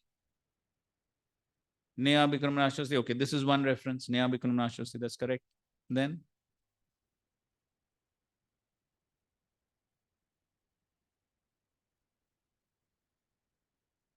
no, that's not showing superiority.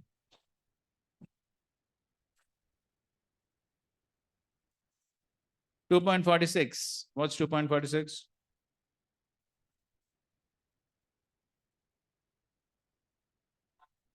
Yavan arthodapane sarvata samplutodake tavan sarveshu vedeshu brahmanasya vijanatah. So that verse is explaining how one who takes to the practice of devotional service, then he doesn't have to follow all the jnana kanda, karma kanda, all that. So that is another, you can see in that purport also Prabhupada is explaining about the impracticality of other yoga systems and all that. So like that, you will find some references in all the chapters. Of course, most of it you find in the 6th chapter. But so you go through these other chapters also and you see the references where the superiority of bhakti is explained. You'll find in 3rd chapter also we had discussed superiority of bhakti. So you find different references and then you write your answer. And then you write the answers to the sub-questions. Then everything is covered. Okay, is it clear? Okay, so just complete the rest of the purport. The yogi who is progressive is therefore on the true path of eternal good fortune. One who sticks to a particular point and does not make further progress is called by by that particular name. So he's saying if he does not make progress, then he's stuck up there. Then he's called Karma yogi, Gyan yogi, or Dhyana yogi, Raja yogi, Hatha yogi, etc. If one is fortunate enough to come to the point of Bhakti yoga, it is to be understood that he has surpassed all other yogas. Therefore, to become Krishna conscious is the highest stage of yoga. Just as when we speak of Himalayan, we refer to the world's highest mountains, of which the highest peak, Mount Everest, is considered to be the culmination. It is by great fortune that one comes to Krishna consciousness on the path of Bhakti Yoga to become well situated according to the Vedic direction. The ideal yogi concentrates his attention on Krishna, who is called Syam Sundara, who is as beautifully colored as a cloud, whose lotus-like face is as effulgent as the sun, whose dress is brilliant with jewels, and whose body is flower garland. Illuminating all sides is his gorgeous luster, which is called the Brahma Jyoti. He incarnates in different forms such as Ram, Narasimha, Varaha, and Krishna, the Supreme Personality of Godhead. So you see, actually later on in Manmana Bhavat Bhakta purport also, Prabhupada focuses on Krishna. So there actually Prabhupada writes, the Krishna conscious devotee does not turn his attention to anyone else, only Krishna. So this is the focus of the Gaudiya Vaishnavas actually. So the Gaudiya Vaishnavas, the main focus is on Krishna. And therefore, our worship of other avatars also is to only increase our devotional service to Krishna. That is the purpose of the worship of the other avatars. But our main focus is on Radha Krishna as Gaudiya Vaishnavas. So this is our prayojan.